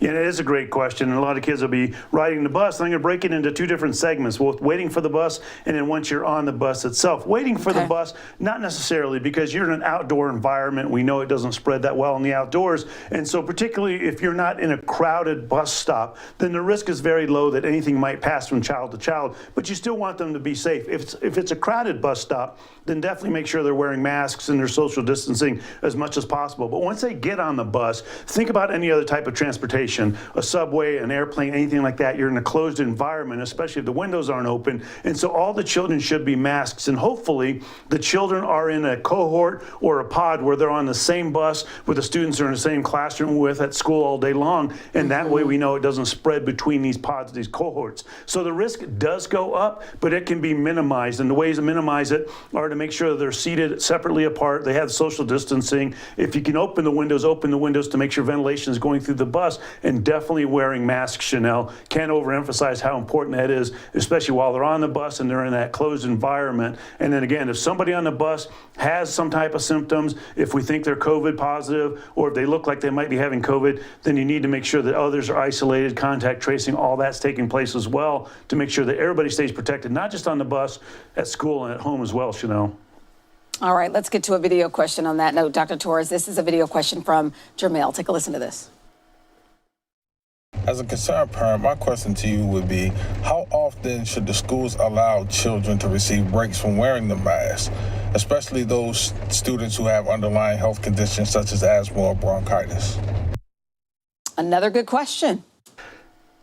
Yeah, this is a fantastic question. I just went out to the Olympics, and for 20 hours, I wore this thing. And so I understand how you need breaks every now and then, especially for children. And the younger the children are, the more they're going to need breaks. And it depends on your environment, too. If you're in a hot, humid environment, which is where we were in Tokyo, boy, this can be tough to have on the whole day long. So you need to make sure they do have breaks. And the best way to do that is to have those breaks outdoors. If they're in recess and they're socially distanced and there aren't that many children out there, then they don't necessarily need to have masks on. That's a good place to have a break for them. And just doing that throughout the day, especially if you see them being uncomfortable in their masks, or if they're fidgeting with their masks a lot, or even taking them off every now and then. Now, as far as the children have asthma or bronchitis, if it's not active at the time, if their asthma is under control, if their bronchitis is under control, then they should be wearing a mask as well, just like other children. But if they're having symptoms, if they're having shortness of breath, they need to be able to tell somebody that. So you should let them know if you're having issues, tell your teacher, tell the staff members there that you need to take that mask off, and they'll make accommodations to make sure you do take it off. But the important part is twofold here. One is wearing that mask, but also making sure they wear that mask by giving them appropriate breaks. Best way to do that, Chanel, simply go outside. Absolutely. Dr. Goza, it is very easy to understand why so many parents perhaps watching us right now would say, you know what, this is too much. My kid is staying home. We'll do remote learning one more year. I don't care. But at the same time, we hear experts say it's so important for our kids to go back to the classroom. It feels like such a tap dance. What's the answer here? You know, the American Academy of Pediatrics has strongly stated that we feel children should be in-person learning if at all possible, but it has to be done safely. And just like we've been talking about, those children that are eligible, 12 and above, should get vaccinated if at all possible. They should be wearing masks. They should be cohorting, just like we were talking about, cohorting on the bus and cohorting in the classrooms. They should not be gathering in large groups at the school. And they should be washing their hands consistently. But children have missed a lot by not being in school. You know, some children have trouble having access to the internet. They can't focus on looking at a computer screen. It's very difficult, you know, and they've missed the social emotional interactions. And so it is really critical that we do everything in our power to make the schools safe so our children can be back in school and parents can feel comfortable sending their children to school. And so it really boils down to making sure we put all of those interventions that have been talked about so many times in place in our schools. Well, hearing what you guys say, I know there's been a little bit of controversy with some parents not wanting their kids, to wear masks. But after hearing what you guys have talked about, it seems even more important. So Dr. Torres, Dr. Goza, thank you guys so much for your time today. Absolutely. We know Dr. Torres, by the way, will be sticking around in just a bit. Coming up next, we are answering the #1 COVID question we received. We'll get to that. Plus, later, NBC consumer correspondent Vicky Nguyen will join us to reveal her take, this is a good one, on the best masks for your kids. Stay with us.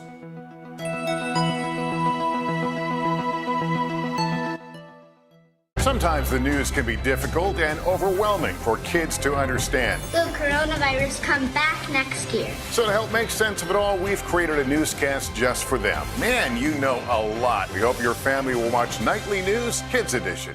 It has been a long year. Yeah, where it's been anything but normal. Well, now there's hope. The COVID vaccines. I know. It's been a little confusing. Like really confusing. So it's more important than ever to make a plan. Visit planyourvaccine.com to find out where and when to get your vaccine. What are you waiting for? Roll up your sleeves and plan your vaccine. Plan your vaccine. Plan your vaccine. Let's go.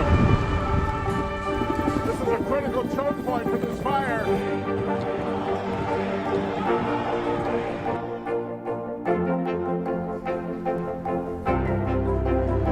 And good evening from New Orleans. Nice to really spend some time with you. Appreciate it.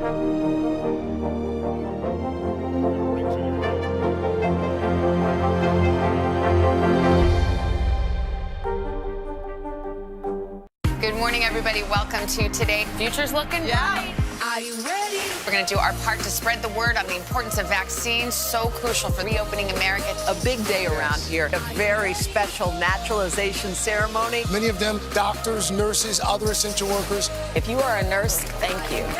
Spring has sprung, guys, and we want to fill this season with some fun and surprises. Yes. This is the face of excitement. Celebrating Earth Day. Let's change the world. Love it! Today is now a podcast, available every morning. Listen wherever you get your podcasts. For breaking news in our changing world, download the NBC News app. Today is now a podcast, available every morning. Listen wherever you get your podcasts.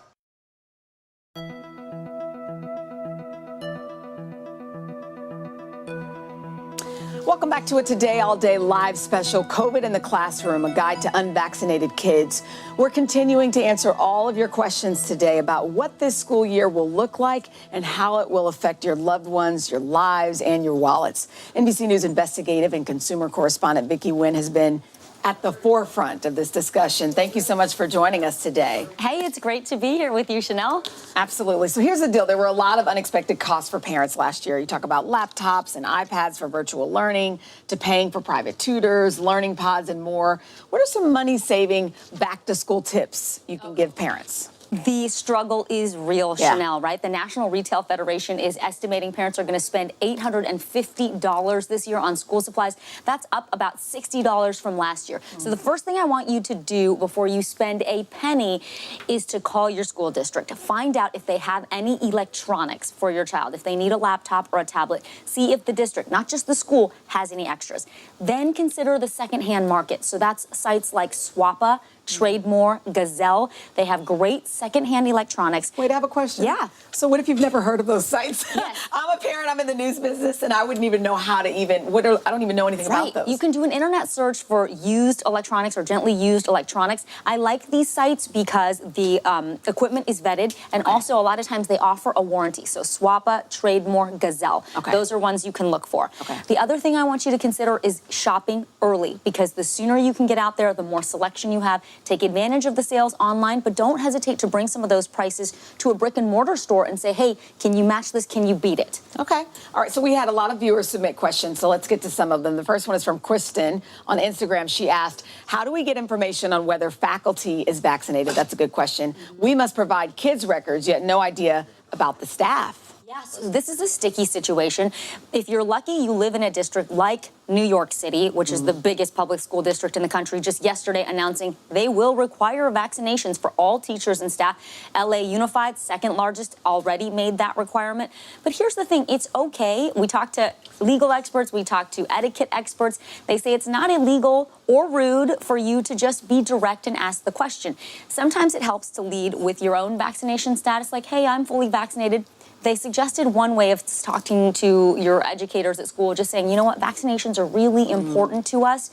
We'd just like to know what the status is of our teachers or the staff who are working with our students. Look, people don't have to answer, but it's okay to ask. That's fair. That's good for a lot of things. Okay, so here's the deal. If school goes back to remote learning this year, how can parents of children, especially younger children who need to be home, how do they speak to their bosses about the balance of maybe extending, you know, their work hours? I know a lot of people who are dealing with this. The schools are ready for the kids to come back, you know, but sometimes the parents are still working remote. I mean, it's just kind of a tap dance for a lot of people. Totally, and we're still a little bit in limbo. Yeah. Nothing is 100% back to normal. So this is a conversation you don't want to shy away from having. Schedule it sooner than later, but make sure you've done your homework. Okay. Look back at what have you accomplished over this past few months or this year. How productive have you been at work? You are asking for flexibility. Don't forget, this is a company. They want to know what's in it for them. The good news here is, according to Monster and LinkedIn and several other workplace surveys, flexibility is the #1 thing that employees want.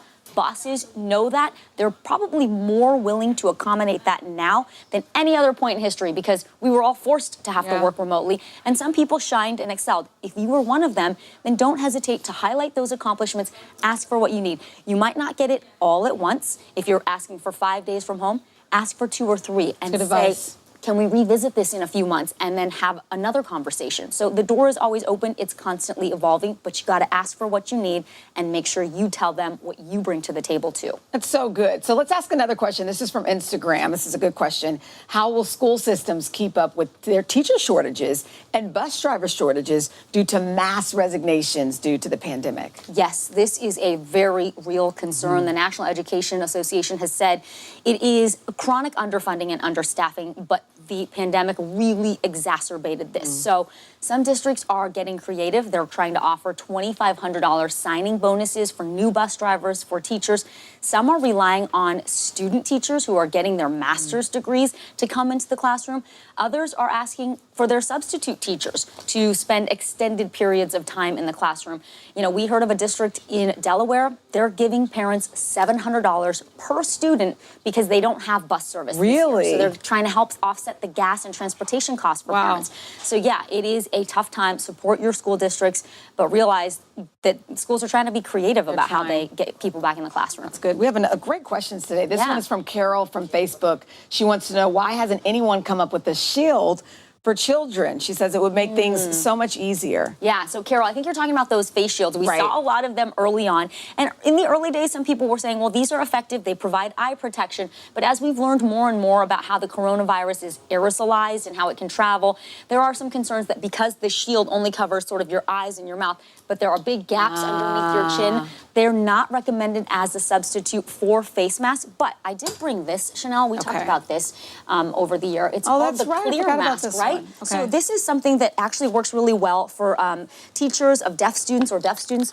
where you're trying to still be able to see what someone's saying and see their face and their mouth. But, you know, you still get sort of the protection of a mask. So this is made by Clear Mask. There are other ones out there. This one's pretty comfortable. Do they have those for kids? So those are for kids or these adults are for, too? These are for adults. Those are adults. They don't have kid sizes in these, but they're pretty snug fitting, and you can always tie a knot in the back. That's what I do. My kids have learned to take adult masks if they have to and roll them to kind of make them tighter. Yeah, exactly. Because I think, you know, my mom is a teacher who's just retired. Sometimes teachers can't hear their kids. Right. Right, if they're trying to interact with them, because very much. we realize how much you look at lips when you're trying to hear someone. Yes. So maybe if the little ones have that, it could be helpful. Exactly. It's easier for the teachers to see what they're saying, easier for the kids to see what the teachers are saying if they're trying to teach them reading, for example. That's a good one. All right, so here's a good one. A good question, really. If masks are going to be, you know, kids are having to wear them 8 hours a day. A lot of parents want masks that are comfortable, but also effective. So you have some masks. Yeah, I have so here. many masks. Every time, let me tell you something. Every time Vicki walks in our studio with things, we pay attention because you guys do your research. Yeah, we do. Okay, so this is, the really basic mask that you're going to see on everybody, right? These are the kids' surgical masks. This is a small one. It's made in the age-appropriate sizes. They come from Protect Ed, but they come from all sorts of companies. This is going to be small for me, but I just want to remind parents that you really want to stretch out that child's mask and make sure it goes under their chin, and this part you want to mash right against their nose bridge. That's going to help with the mask not like slipping down or being uncomfortable. Which is under their nose. We see that a lot. We see that a lot. So the good old-fashioned surgical mask is perfectly fine, safe. But I would say that, cloth masks are also really helpful and useful. My daughters have been really over the past year and a half using these masks by Gravitas and Toki, and I'll tell you what they like about them. So this actually goes completely over your head, right? And so when the kids aren't wearing them, it's just around their neck. They don't misplace them or put them somewhere.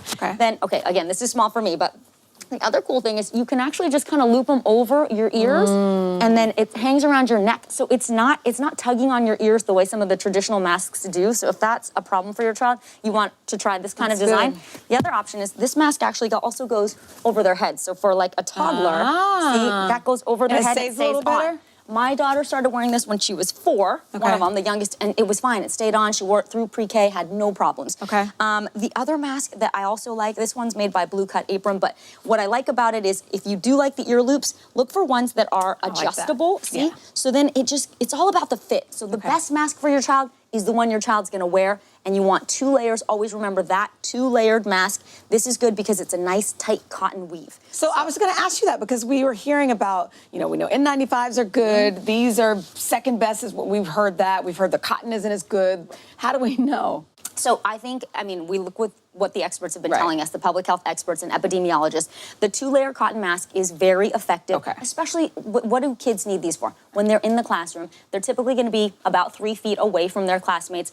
Hopefully the classroom's windows are open when it's possible. They've got better ventilation systems. And don't forget, kids should have mask breaks. All the experts we've talked to, especially the ones that have children themselves, have said during recess and when kids are outdoors, it's okay to let them take the masks off because the risk of getting COVID outside is just so low. The benefit of giving kids a chance to just relax and not have the mask on outweighs that risk. It's different, obviously, if your child has a pre-existing health condition that you are concerned about, then have them keep the mask on.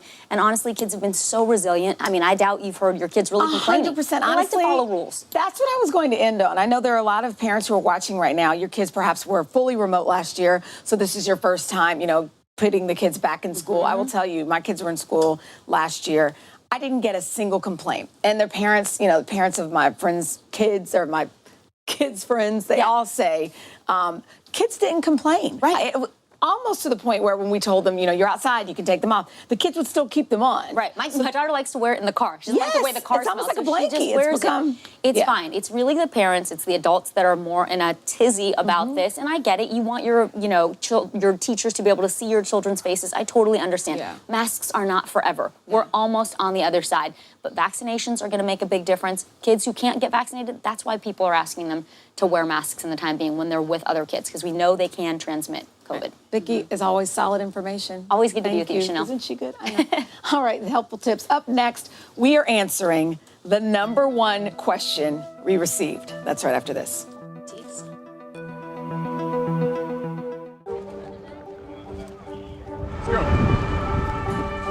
This is a critical choke point for this fire.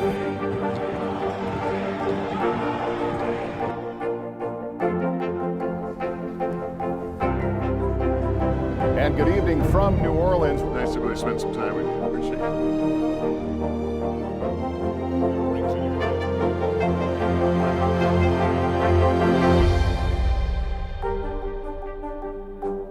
Good morning, everybody. Welcome to Today. Future's looking bright. Are you ready? We're going to do our part to spread the word on the importance of vaccines, so crucial for reopening America. A big day around here, a very special naturalization ceremony. Many of them doctors, nurses, other essential workers. If you are a nurse, thank you. Spring has sprung, guys, and we want to fill this season with some fun and surprises. Yes. This is the face of excitement. Celebrating Earth Day. Let's change the world. Love it! The Meet the Press Chuck Todd Cast. Free wherever you get your podcasts. Make the most of your day with Today in 30. We give you a mix of everything you love about our show in a mere 30 minutes. Savannah and Hoda bring you what you must know. The biggest moments of the morning. One Republic! Exclusive interviews. Why did it work for you? You're right. I am more talented than the rest. And important headlines. Major medical news this morning. Watch Today in 30 on your schedule. Streaming every day on Today All Day. Sometimes the news can be difficult and overwhelming for kids to understand. Will coronavirus come back next year? So to help make sense of it all, we've created a newscast just for them. Man, you know a lot. We hope your family will watch Nightly News Kids Edition. For breaking news in our changing world, download the NBC News app. The Meet the Press Chuck Toddcast, free wherever you get your podcasts.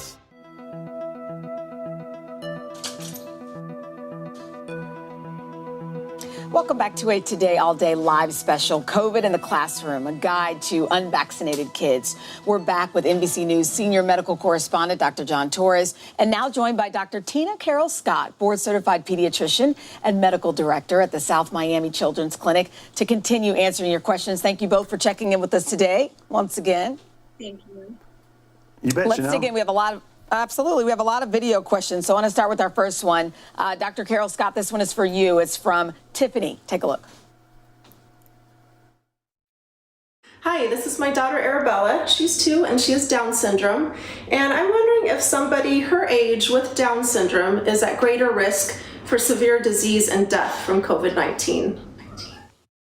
Excellent question. Yeah, it is a great question. And we really don't have a lot of information on kids and Down syndrome and whether there's increased risk for severe disease with coronavirus.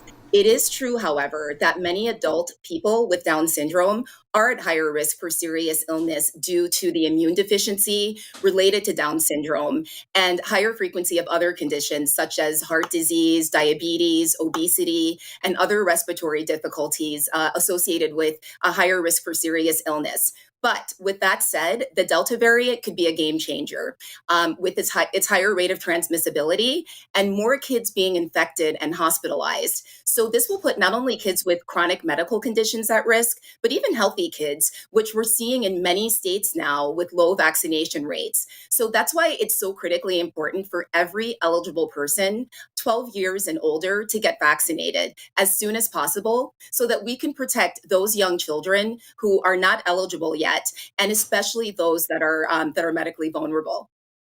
I want to veer off script just for a moment, not when we'll get to our next video question, but really, really quickly.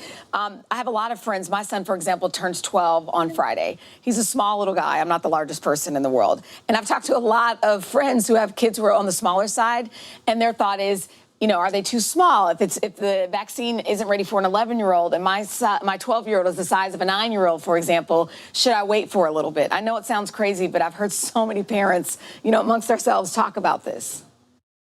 No, it's actually not crazy. And in the study trials, they had, 12-year-olds with different weights. And so all of that has been tested. And so it's perfectly safe regardless of what the weight is. As we go down further with the younger age groups, I think that's why it's taking longer for the FDA approval, is because it is much more dose dependent with the younger kids. But for a small 12-year-old, it's perfectly safe. Okay. All right, Dr. Torres, let's go to our next question. This is from Tamara with a 9-year-old and a 7-year-old. Look at this one. I've got an underlying condition.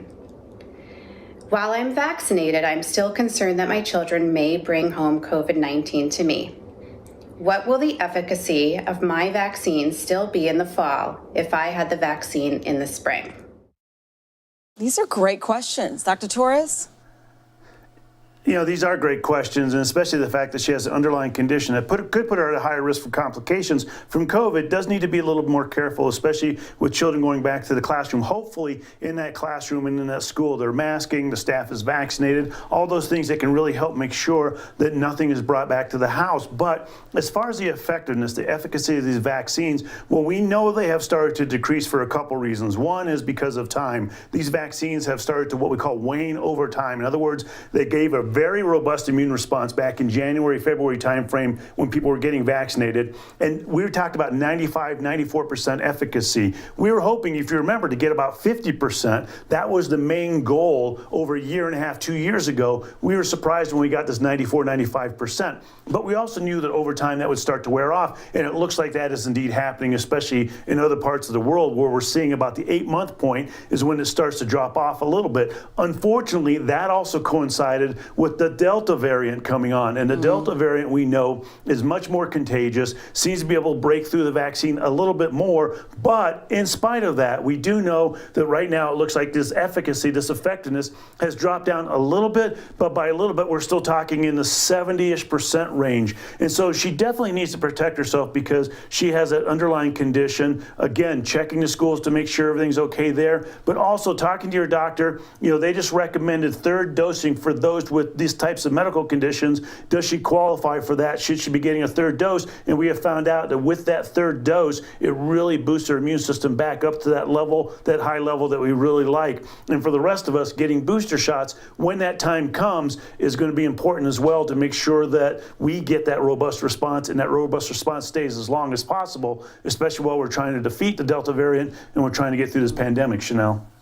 Good advice. All right, Dr. Carol Scott, let's get to another question. This is from a viewer, Charlene. She's a mom of a first grader. Take a look. My daughter is 6 years old and going to the first grade. Her school does require masks, but is there anything else I can do to protect her? So we all want to know. Yeah, so this is a question that is on every parent's mind right now with children too young to be vaccinated. And I guess the first thing I would say is to give yourself grace. There are things that we can control and other things that we can't. And we all have we have to try to do our best to advocate for the safest environment possible for our children. The first thing I think we need to do is to put pressure on our kids' schools to make sure that every eligible individual within the school is vaccinated.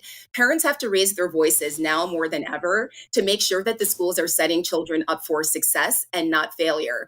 And we do know that high vaccination rates in teachers, staff, and students over the age of 12 will not only protect the vaccinated individuals, but those who aren't eligible to be vaccinated yet, such as children under 12. We have to continue wearing the mask. And it's great that your school is already requiring masks because we know that masks help to reduce transmission of this virus in a school setting. And I would also encourage you to find a comfortable, well-fitted mask that makes it easy for your child to keep it on all day, because that will also make a difference as far as, really helping to reduce the transmission of this virus in a school setting. And hopefully, the school has also implemented other strategies to improve ventilation and to encourage more instruction outdoors when weather permits, and really just continuing with all of the mitigation strategies that we've all been using for the last year and a half with physical distancing and hand washing as well. Just have to hang on a little longer. That's good advice. All right, Dr. Torres, your turn. This is from Annalisa. She's in California. Look at her question. I have 2 little ones. Are parents even protecting their kids by getting vaccinated?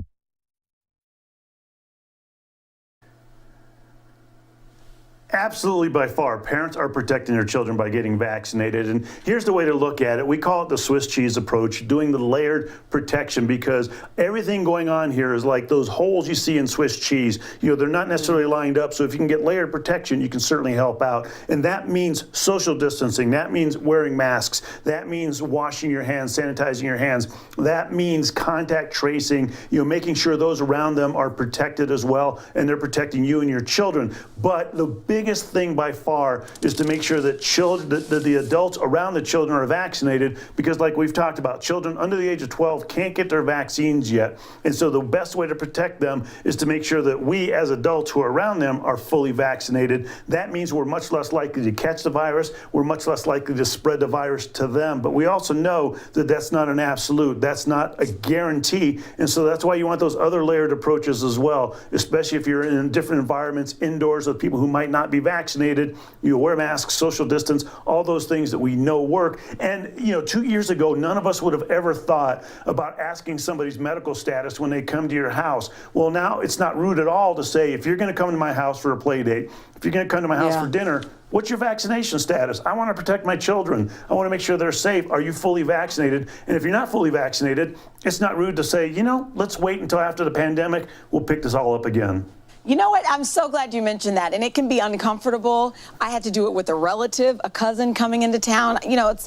I felt bad, but it kind of is what it is, as they say. Exactly. I'm going to squeeze in two more questions here. Dr. Carol Scott, we keep talking about masks. Let me get to this question. We've kind of talked about it a little bit, but we have new people tuning in every moment here. This one is it says, my daughter is 4 years old and required to wear a mask in school. Every time I see a photo of my daughter, I see that her mask is not on correctly. How much are masks really protecting our kids? I know we've said it, but let's answer her question.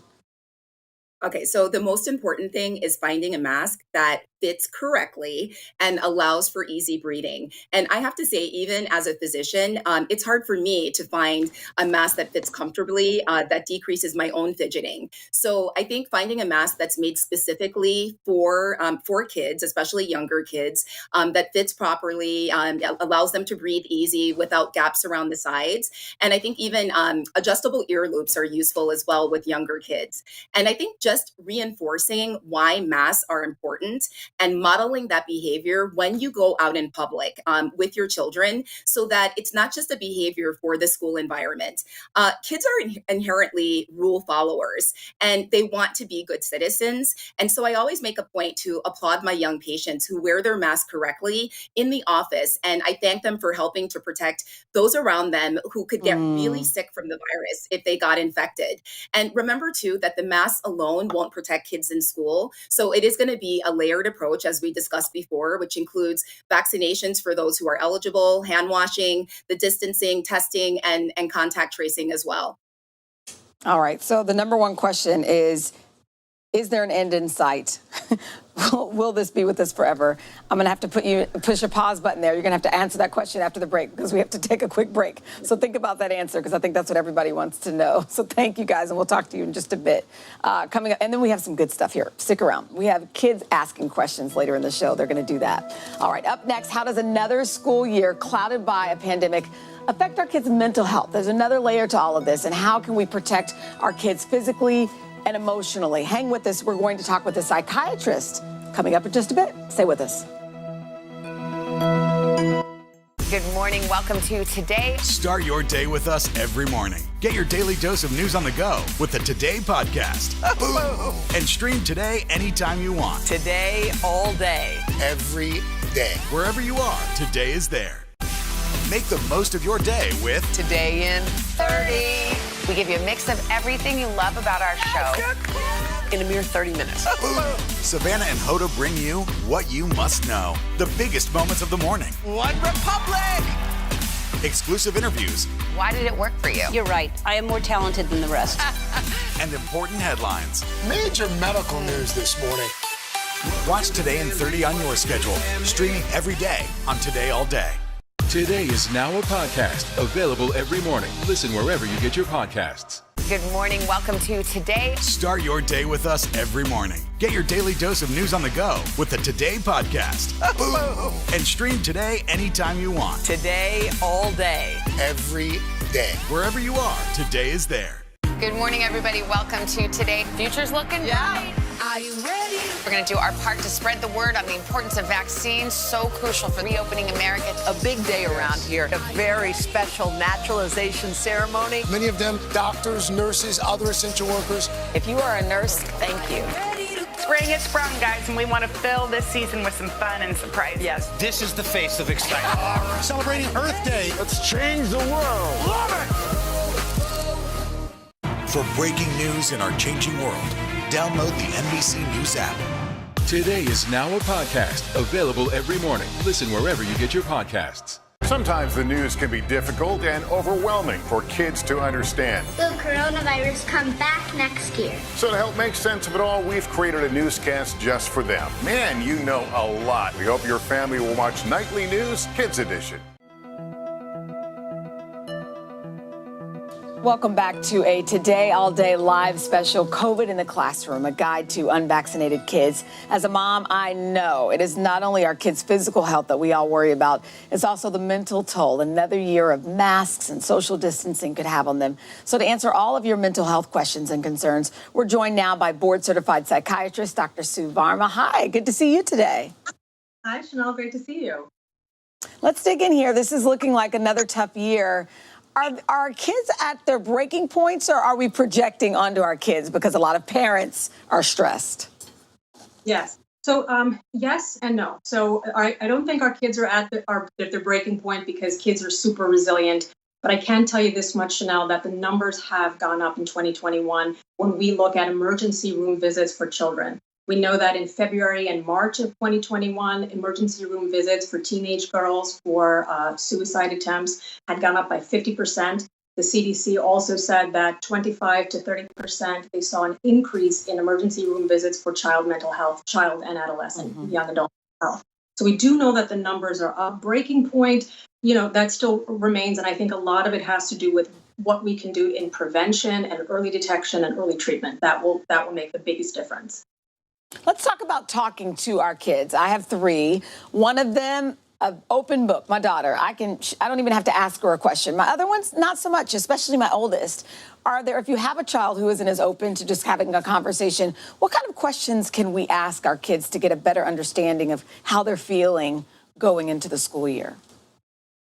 I'm so glad that you're saying that really, every child is different. I'm also a mom, and I know that, my opportunities for conversations with kids, they don't work the same way they do with my adult patients. So when I'm talking to adults, if Chanel, you and I were to go for lunch one day, we would talk and, we would say, how are you doing? And, the idea that we would open up with children, I noticed 2 big things. One is you have to spend time with them, and it's in those unexpected moments on the way to school, on the way back from ice cream, in the car, when you're hanging out and watching a movie, things will come to them naturally, and usually it takes time for them to warm up and to feel safe and to feel comfortable. So plan for those extended, lengthy, I'm sitting here, I'm waiting for you to talk, but if they don't, ask them questions that are open-ended and neutral. What happens is we often ask questions like, you're not sad, are you? Everything is fine, isn't it?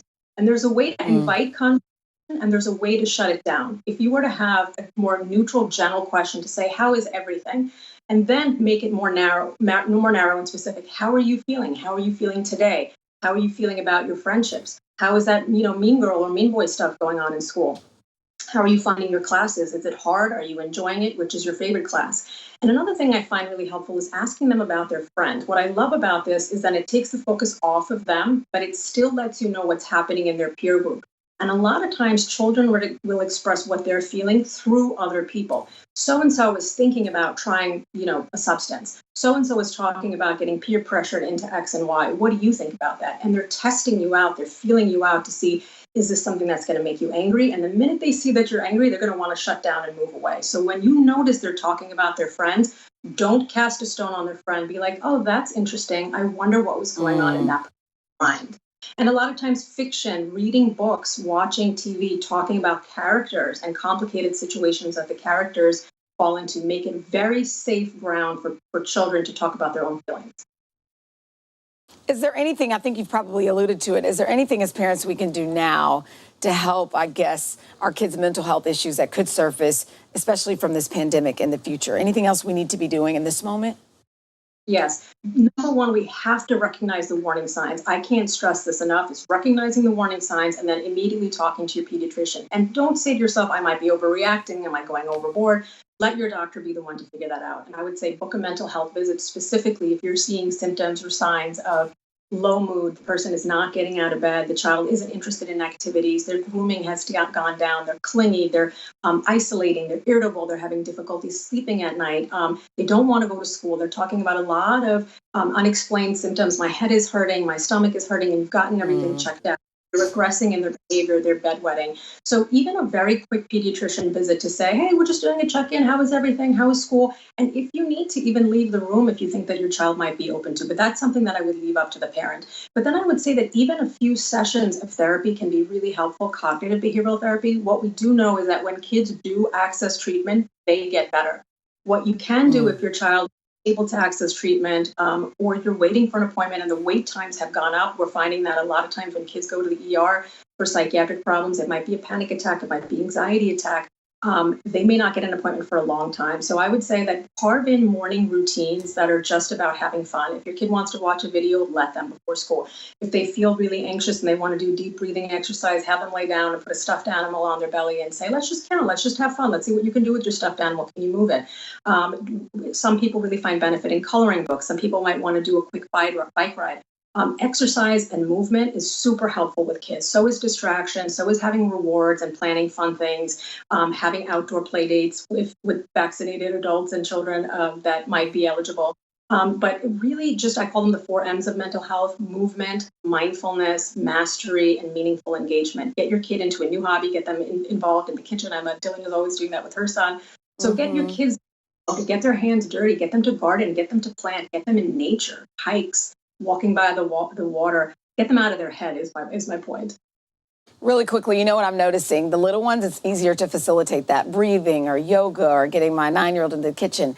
It's my tween, the 12-year-olds, the 13-year-olds, the 14-year-olds. Those parents are having a tough time trying to reach them for techniques.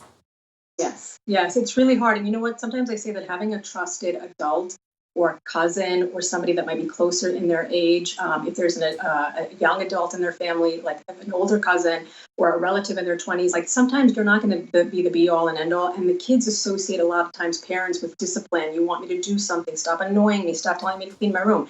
So you might have to pull back a little and pick and choose your battles. And you might have to say, all right, well, you know what? I'm going to triage here, and having a messy room, as long as it's not a sign of depression and that your cleanliness and your hygiene and grooming don't reflect a mental health problem, it's just you and it's a teenager. I know a lot of parents of teens and tweens are saying that my chatty cat daughter or son has stopped talking to me. So understand that there is going to be more of an emphasis on the peer group. They're less interested in you at that age. They're more interested in what the whole world is doing. And I would say that that's okay within reason. And then you might have to put parental locks or limitations on their screen time, know what they're watching, and then just say, hey, do you want to go for mini golf? Do you want to go for a burger? Do you want to go for ice cream? So like, you're not going to have so much conversation, but if you can plug another adult, a counselor, a teacher. One of the greatest things that I saw is I saw a teacher send a sign home to all parents that says, handle with care. And it was a sign that said, if your kid has gone through a rough day, just put this in their folder. And as a teacher, I'll know that you, or as a family, or your child is going stuff at home, and I'll give your kid a pass. So I think it's really great when the teacher and the parent can collaborate and understand that mental health problems don't ever exist in a vacuum. It's really a whole family problem. It's larger, and it's a society issue, and we have to take care of one another. And as a parent, we must absolutely prioritize our mental health. Before I was talking to you, Chanel, I was talking to a couple that I treat, and they have 3 children. And I said to the parents, you have to prioritize your mental health. You guys are the directors of this that you're running. So I'm glad that they took the times to prioritizing themselves and their relationships so they can have a stronger bond, stronger marriage, and then bring them their best selves to their children. Can I tell you something? I have been talking with you for years, and I think this is one of the best conversations we've ever had. There's so many things that you said that I think will speak to parents, even down to, gosh, I wasn't growing up in a pandemic. In high school, I was super stressed out, A student, and I remember my room was always a mess. And looking back, I think that was the one thing my mom did right. She kind of just let me have a messy room. It was just kind of like my space, my sweet space. She didn't nag about it. And I turned out okay. You know what I mean? I just think sometimes kids need a little grace too. Yeah. Dr. Varma, thank you so much for your time today. All right, up next, questions directly from the voices that matter most, our kids. That's right after this.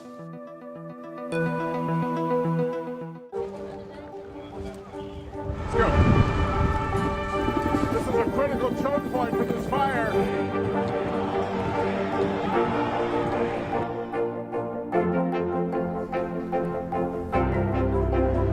And good evening from New Orleans. Nice to really spend some time with you. Appreciate it.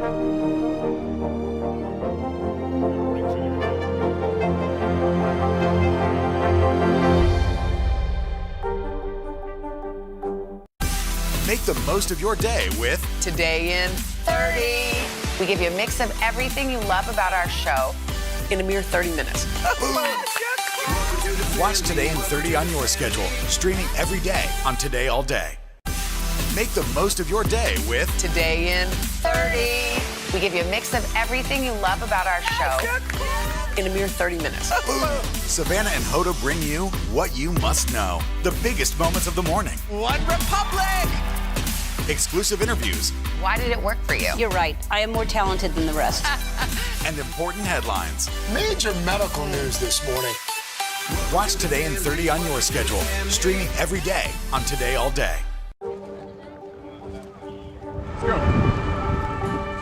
This is a critical choke point for this fire.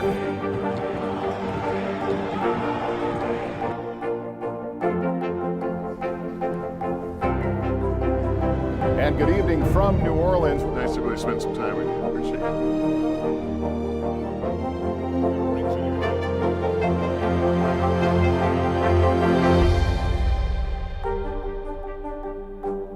For breaking news in our changing world, download the NBC News app.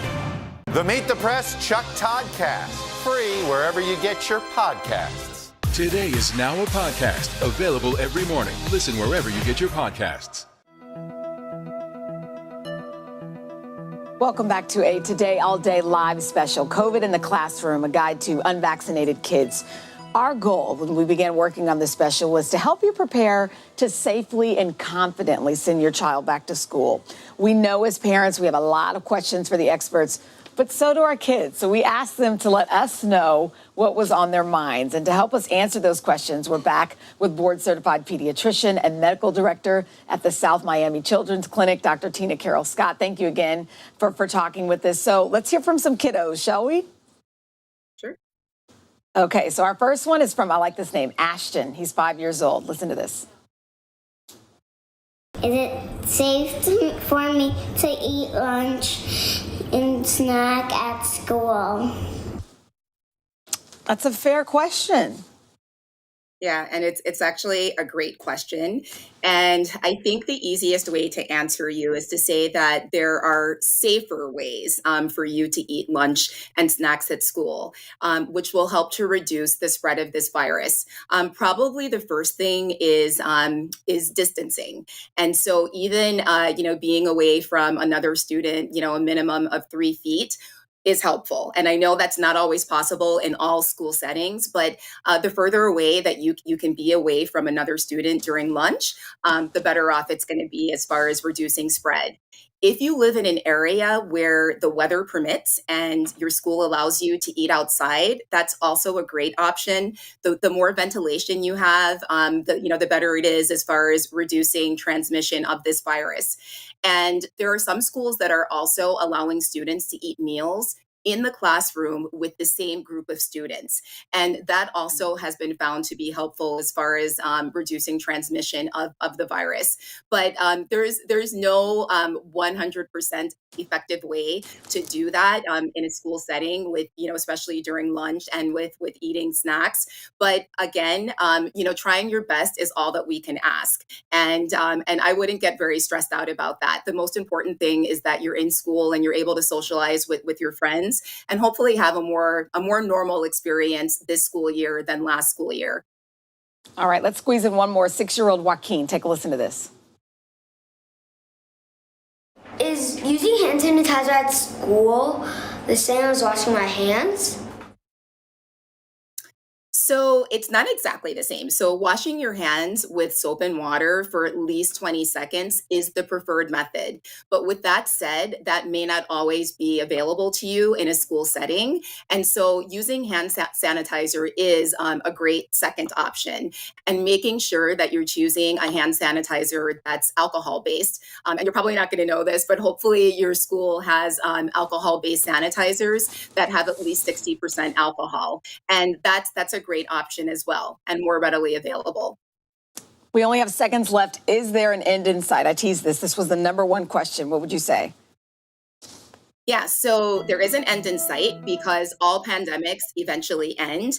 But I think we have to decide as a society, how we want that ending to look.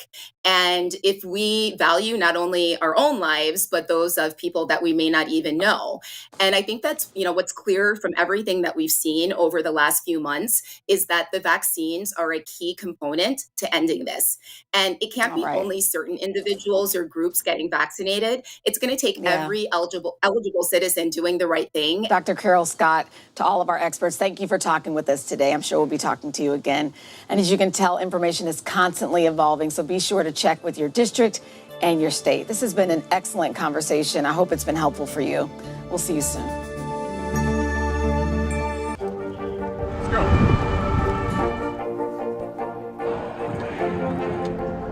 And good evening from New Orleans. There is breaking news. There you go.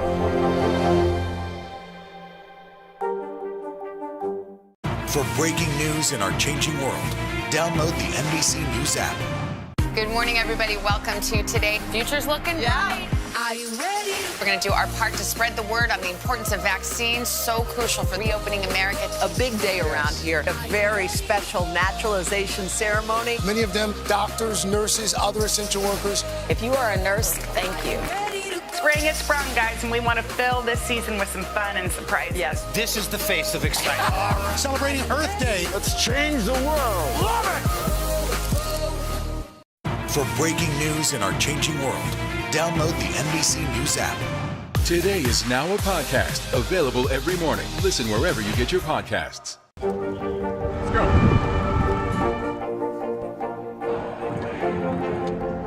And good evening from New Orleans. There is breaking news. There you go. It has been a long year. Yeah, where it's been anything but normal. Well, now there's hope. The COVID vaccines. I know. It's been a little confusing. Like really confusing. So it's more important than ever to make a plan. Visit planyourvaccine.com to find out where and when to get your vaccine. What are you waiting for? Roll up your sleeves and plan your vaccine. Plan your vaccine. Plan your vaccine. Let's go.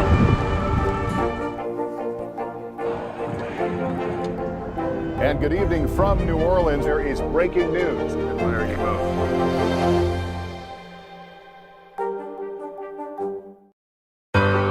These are places we may not be able to visit for a while. Come with us as we take you there, into our incredible world. Woo!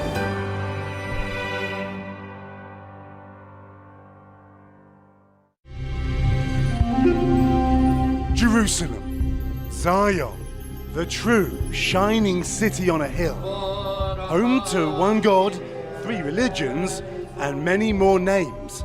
In Arabic, Al-Quds. In Hebrew, Yerushalayim. For Christians, a place of pilgrimage.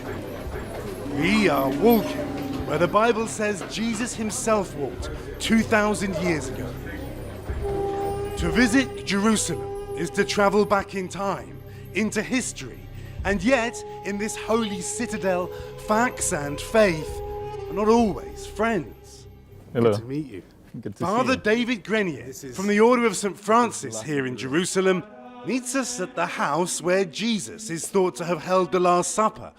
Take this and divide it among yourselves. When the Romans came, they destroyed the temple and they destroyed this place also. But they rebuilt it on the same place. The evidence, he says, is in the very walls. This is a city where every stone has a story. This size of rock could have come from the Temple of Jerusalem. This became the most important place spiritually for the first Christians. And while you can never be confident anything here is what it's said to be, these are, reputedly, the very steps Jesus would have taken on his way to Gethsemane on the eve of his crucifixion. Normally, only the Pope is allowed in here. The first thing that strikes me when I'm here is how peaceful it is and the torture that Jesus was going through when he was said to be here. He knew what was coming. The whip and the crown of thorns and the nails. He knew everything, but he stayed here. And this is where Judas kissed and betrayed him. according to the Bible. The Church of St. Peter, built, some believe, on the ruins of the palace of the high priest where Jesus was interrogated. This is where they say Jesus would have spent his last night, the night before his crucifixion, in a dungeon, a cell. To see Jerusalem for yourself is to truly comprehend how all these biblical events happened in an exceptionally small area. Father David takes me to the Old City, where Jesus was sentenced by Pontius Pilate. Today we see the mosques. In the time of Jesus, it was the Temple of Jerusalem. So in the place where we stand was the Roman fortress Antonia. That was the place where Pilate would have been. This is the first of the Stations of the Cross. That's the first station. So now we are quite literally walking in the footsteps of Jesus, following the 14 stations of the cross. So we've reached the fourth station. Yes, that's the place where Jesus met his mother. So this is the fifth station? Yeah, that's where Simon of Cyrene helped Jesus to carry his cross. Important footsteps over here, because we're entering the Basilica of the Holy Sepulchre. This is the church which believers say contains the final 4 stations of the cross. Underneath the altar, we can touch the rock of Golgotha, in the place where the cross of Jesus was. And the Edicule, thought by some scholars to house the remains of Jesus' grave. For Christians, the holiest shrine of all. The very place, it is said, where Christ's body was brought after the crucifixion. To come here for the first time and to imagine that this is where Jesus was resurrected, it's awe-inspiring. But did events take place exactly where they happened thousands of years ago? There's no scientific proof. That is perhaps the very definition of faith. Next, we'll explore how looking for the truth here is never easy.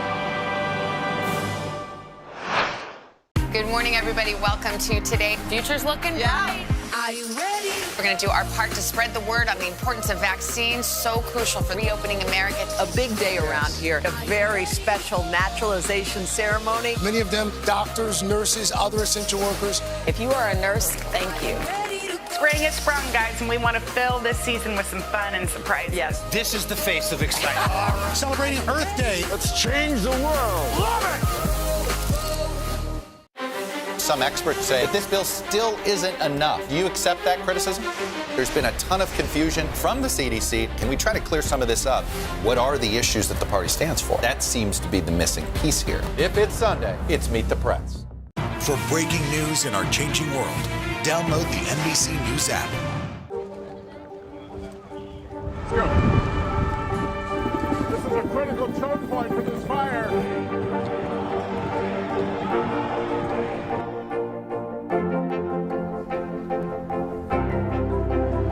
And good evening from New Orleans. Nice to really spend some time with you. Appreciate it.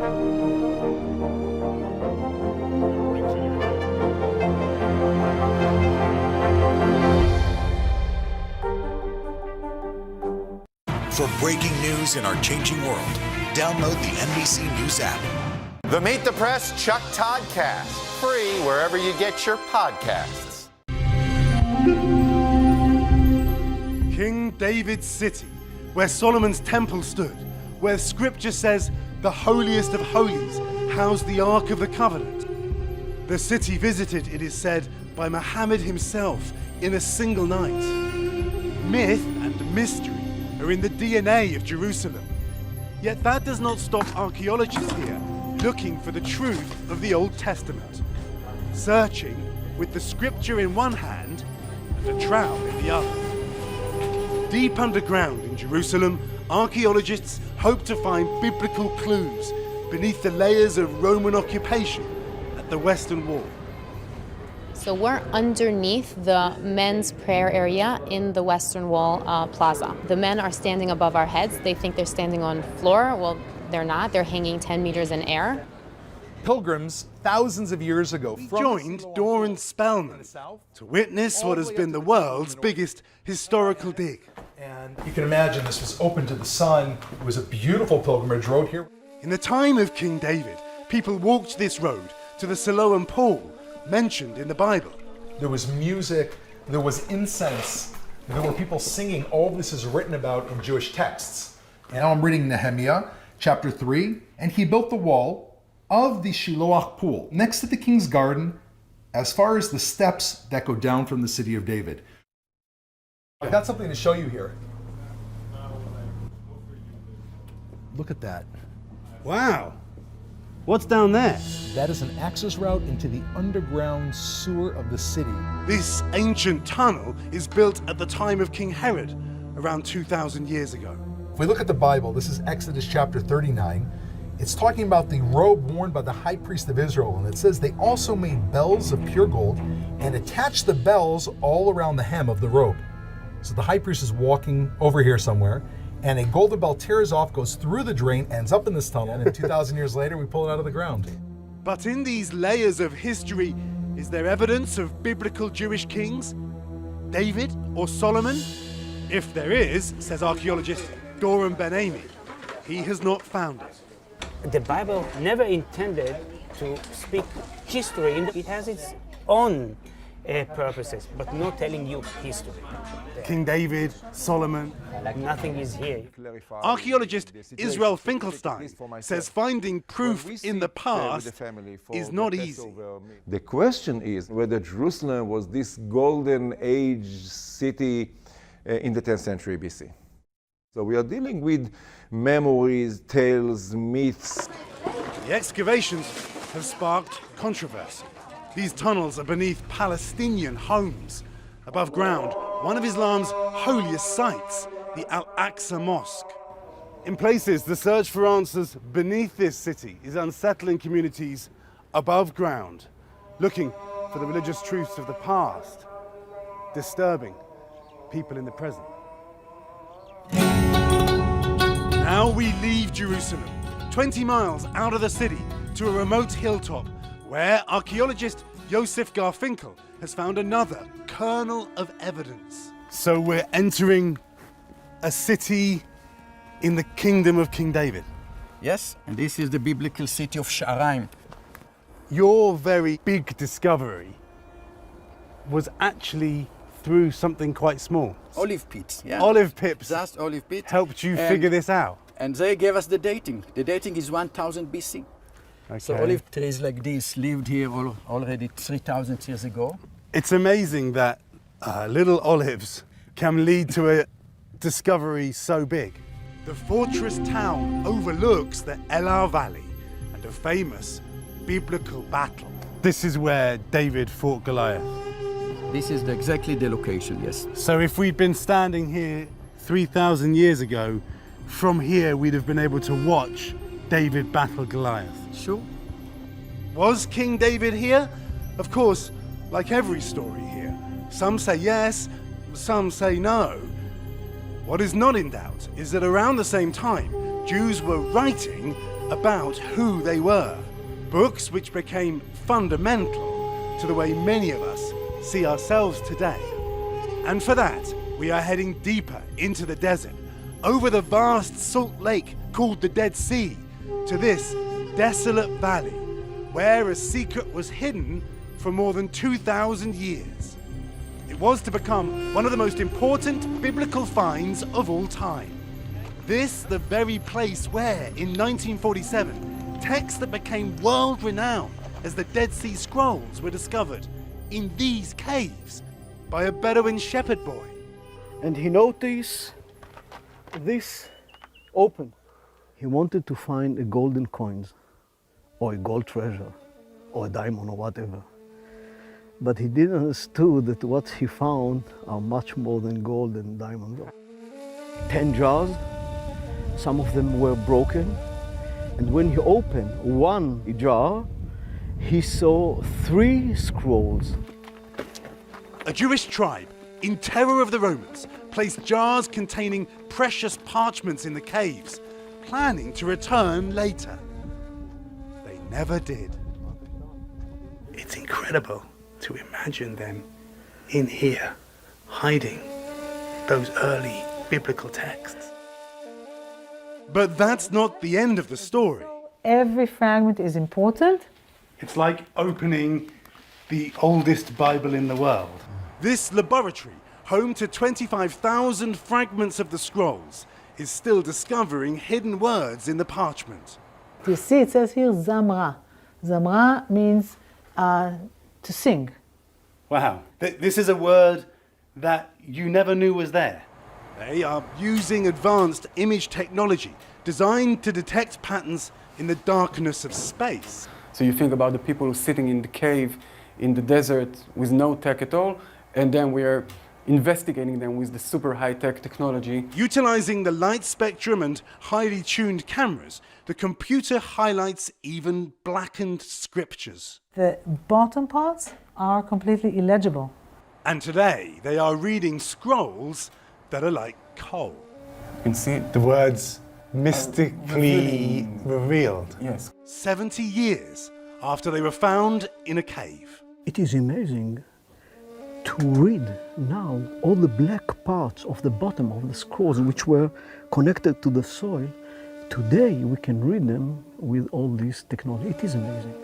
A biblical jigsaw puzzle gives some clues about the Old Testament texts and about the times in which Jesus lived. Next, we travel across the desert, as did those three wise men, to the place where Jesus was born.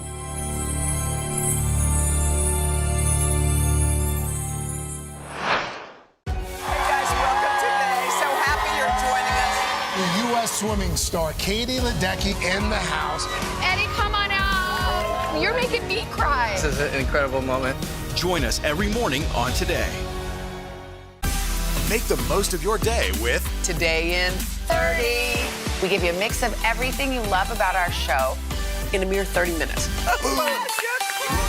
Watch Today in 30 on your schedule, streaming every day on Today All Day. Sometimes the news can be difficult and overwhelming for kids to understand. Will coronavirus come back next year? So to help make sense of it all, we've created a newscast just for them. Man, you know a lot. We hope your family will watch Nightly News Kids Edition.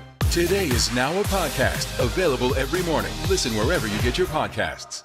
It has been a long year. Yeah, where it's been anything but normal. Well, now there's hope. The COVID vaccines. I know. It's been a little confusing. Like really confusing. So it's more important than ever to make a plan. Visit planyourvaccine.com to find out where and when to get your vaccine. What are you waiting for? Roll up your sleeves and plan your vaccine. Plan your vaccine. Plan your vaccine. Today is now a podcast available every morning. Listen wherever you get your podcasts. Sometimes the news can be difficult and overwhelming for kids to understand. Will coronavirus come back next year? So to help make sense of it all, we've created a newscast just for them. Man, you know a lot. We hope your family will watch Nightly News Kids Edition. Some experts say that this bill still isn't enough. Do you accept that criticism? There's been a ton of confusion from the CDC. Can we try to clear some of this up? What are the issues that the party stands for? That seems to be the missing piece here. If it's Sunday, it's Meet the Press. The Meet the Press Chuck Toddcast. Free wherever you get your podcasts. Our journey in the footsteps of Jesus takes us to the Negev Desert, from where the Bible says 3 kings came, wise men, following a star. Good to see you. 2 millennia later, I go stargazing with amateur astronomers Wafa and Dawood. Great place to see the stars. They came on camels, records the Bible, from the east, bearing gifts. Traveling through the desert, Yes. that would have been the best place for them to follow a star. Of course. They were the astronomers of their day. They were experts in astronomy. They were using the science of astrology. Like all stories here, there are question marks. If a star just appears, we can't conclude that there was an earthquake, a birth, or a death. That's just mythology.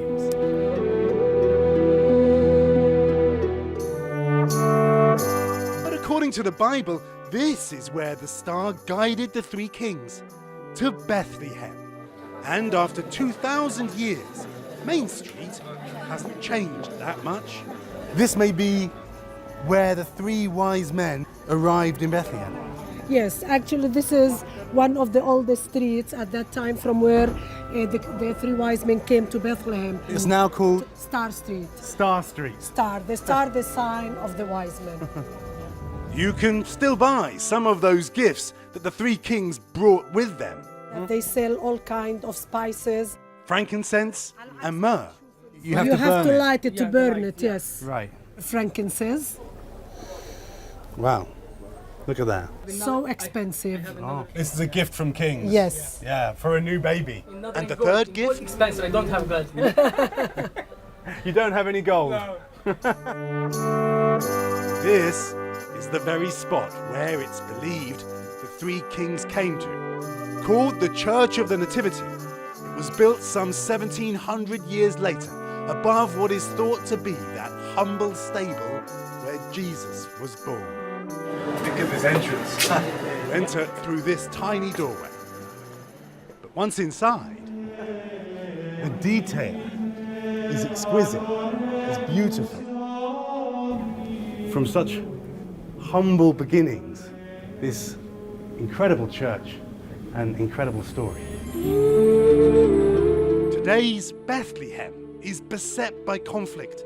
Located in the West Bank, flanked by a wall Israel built to section off the Palestinians who live here and prevent terror attacks. But raised every year in the heart of this holy city, the Christmas tree is a symbol with a different message. And at home, gathered around their own little tree, this Christian-Palestinian family will also celebrate Christmas. Do you like Christmas? Yes. Why do you like it? We celebrate together and we have fun and we play games. The Christmas message, as strong as ever. That little child who is born every year, he gives us hope. He gives us hope that a better future will be coming. Hope is the enduring promise of this holy land, where competing stories have brought conflict for thousands of years. The flame of hope keeps burning.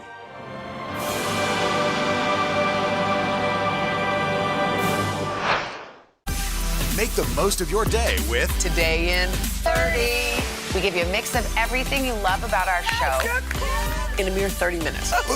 Savannah and Hoda bring you what you must know. The biggest moments of the morning. One Republic! Exclusive interviews. Why did it work for you? You're right. I am more talented than the rest. And important headlines. Major medical news this morning. Watch Today in 30 on your schedule. Streaming every day on Today All Day. Make the most of your day with Today All Day. Get closer to all your friends at Today in a whole new way. Today in 30. We give you a mix of everything you love about our show in a mere 30 minutes.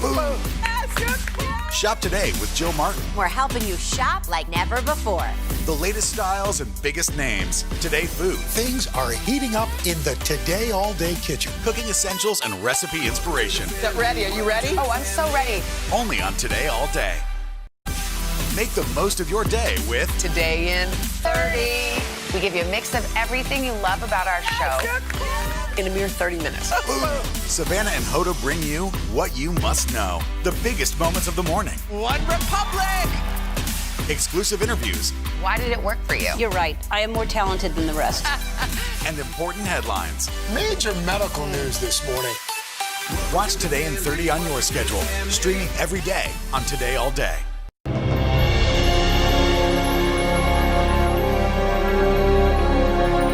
Egypt, a country that goes back far into history, where the dead were more illustrious than the living, a society dedicated to the afterlife. Massive monuments celebrate its great kings and queens, their bodies mummified and laid to rest for eternity inside colossal pyramids. Or, like in the Valley of the Kings, buried in hidden tombs beneath the desert.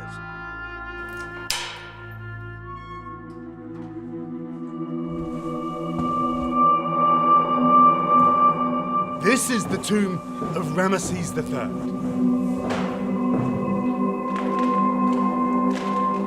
Ramesses was murdered in a plot masterminded by his wife, Queen Tia. The slain pharaoh was entombed here 3,000 years ago. But his mummy is not here. So where did it go? The answer to that question was buried at the top of this mountain. They're singing for you. I don't care. They're singing for me? Yes. Dr. Zahi Hawass is Egypt's leading archaeologist.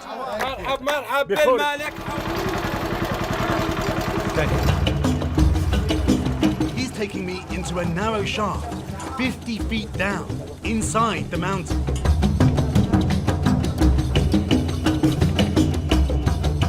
Hi, how are you? أهلا وسهلا مرحبا بك شرفتنا. يلا رئيس علي. الله. To a sealed entrance.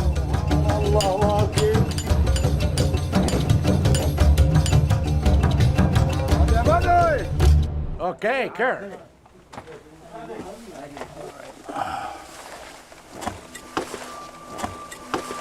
Watch out for the snakes. Watch out for the snakes. Yeah. It's really claustrophobic. In these tunnels, 150 years ago, archaeologists made an astonishing discovery. They found mummy after mummy after a mummy, the greatest pharaohs who ruled Egypt in the time of the Golden Age. The mummies had been taken from their tombs and reburied here in antiquity to protect them from tomb raiders. Among the 50 royal mummies discovered here, they found Ramesses, and beside him, a strange and terrifying corpse. A screaming mummy. The Screaming Mummy. It sounds intriguing, but who was he? To answer that question, I traveled to Cairo and its famous Egyptian Museum on the trail of a 3,000-year-old murder mystery. In a back room in the museum, I am shown the unmarked coffin found in the cave. The serene face carved on the lid is very different from the one inside. The Screaming Mummy had been executed, experts here think, for the murder of Ramesses. Look, you can see evidence of hanging his hair. They put him under the ropes. He could and stay like this. That's why the Screaming Mummy has open mouth. Many of Egypt's royal mummies were embalmed here, under the watchful eyes of the Sphinx, in this temple. Mummification happening here. It was a 70-day process. Pretty gruesome too. First step, empty the body of mummy from everything. All of the insides were out. Just only heart. Leave the heart. Leave heart. Brain, empty from nose, here. They emptied the brain from the mummy through the nose. Yeah. It's like a horror movie. It's happening really. Across Cairo, in this lab, using the latest scanning technology, radiologist Professor Sahar Salim has examined many of those royal mummies. This is the CT scan of Ramses III, showing the skull. They removed the brain and they placed large amount of glue-like material called the resin. This is the perfect type of mummification, the royal quality mummification. But the Screaming Mummy, she says, is different. Very different. This is the Screaming Mummy skull. Unlike Ramses III and all the royals, the brain was not removed. It was left there. The remaining organs are left to desiccate and to dry. The Screaming Mummy was left to rot. Yes. The body of the Screaming Mummy holds other secrets too. When scientists took DNA samples from the mummies found in the cave and compared them, they made an astonishing discovery. The Screaming Mummy was none other than the king's own son. His name was Pentaor, And his crime? Plotting with his mother, Queen Tia, to kill his father and steal the throne. He was sentenced by the royal court. This is a court document. It is the court judgment. In this papyri, we can know how this boy, Pentaor, was in front of the court and they asked him to hang himself. His punishment, the worst of all ancient Egyptian curses, to deny him happiness in the afterlife. He was never properly mummified. This son who killed his father will go to hell. But what about his mother, the evil queen behind the murder plot? She is still missing. New and spectacular finds are being made here all the time. Recently, in the Valley of the Kings, archaeologists unearthed 20 elaborately decorated coffins of priests and high-ranking women. They were found just a few feet beneath the sand, where they had lain undisturbed for over 30 centuries. This, the moment so many around the world have been waiting for. Inside, a perfectly preserved mummy. Dr. Hawass was on hand to oversee the event.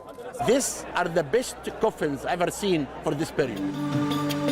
His team has also discovered a lost city in the desert, the most important find since Tutankhamun, says Dr. Hawass. Now he is on the greatest quest of his career. Another mystery. Another tomb. Another tomb. Undiscovered. Undiscovered. A search for the tomb of Queen Nefertiti. She was the beautiful stepmother of Tutankhamun. It was my dream since I was a child to look for her. For Dr. Hawass, she is the ultimate prize. And he believes her tomb may be intact somewhere in this remote valley. It's a perfect place for the tomb of Nefertiti to be hidden here. So he keeps digging, uncovering the mysteries of this ancient land. Secrets. You never know what the sand of Egypt may hide. With 85,000 square miles of desert to explore, that's a lot of places to hide those secrets. Hello to all our friends who are tuning into Today All Day. It's our favorite streaming channel, so thank you all for joining us for our digital show, Today in 30. We got a lot to get to, right? So we should probably get started. First up, COVID cases still rising. Our conversation with Dr. Anthony Fauci on the new vaccination push. Plus, we're answering all your pressing questions when it comes to keeping your kids safe in school. Also ahead, our friend Jill Martin is here to introduce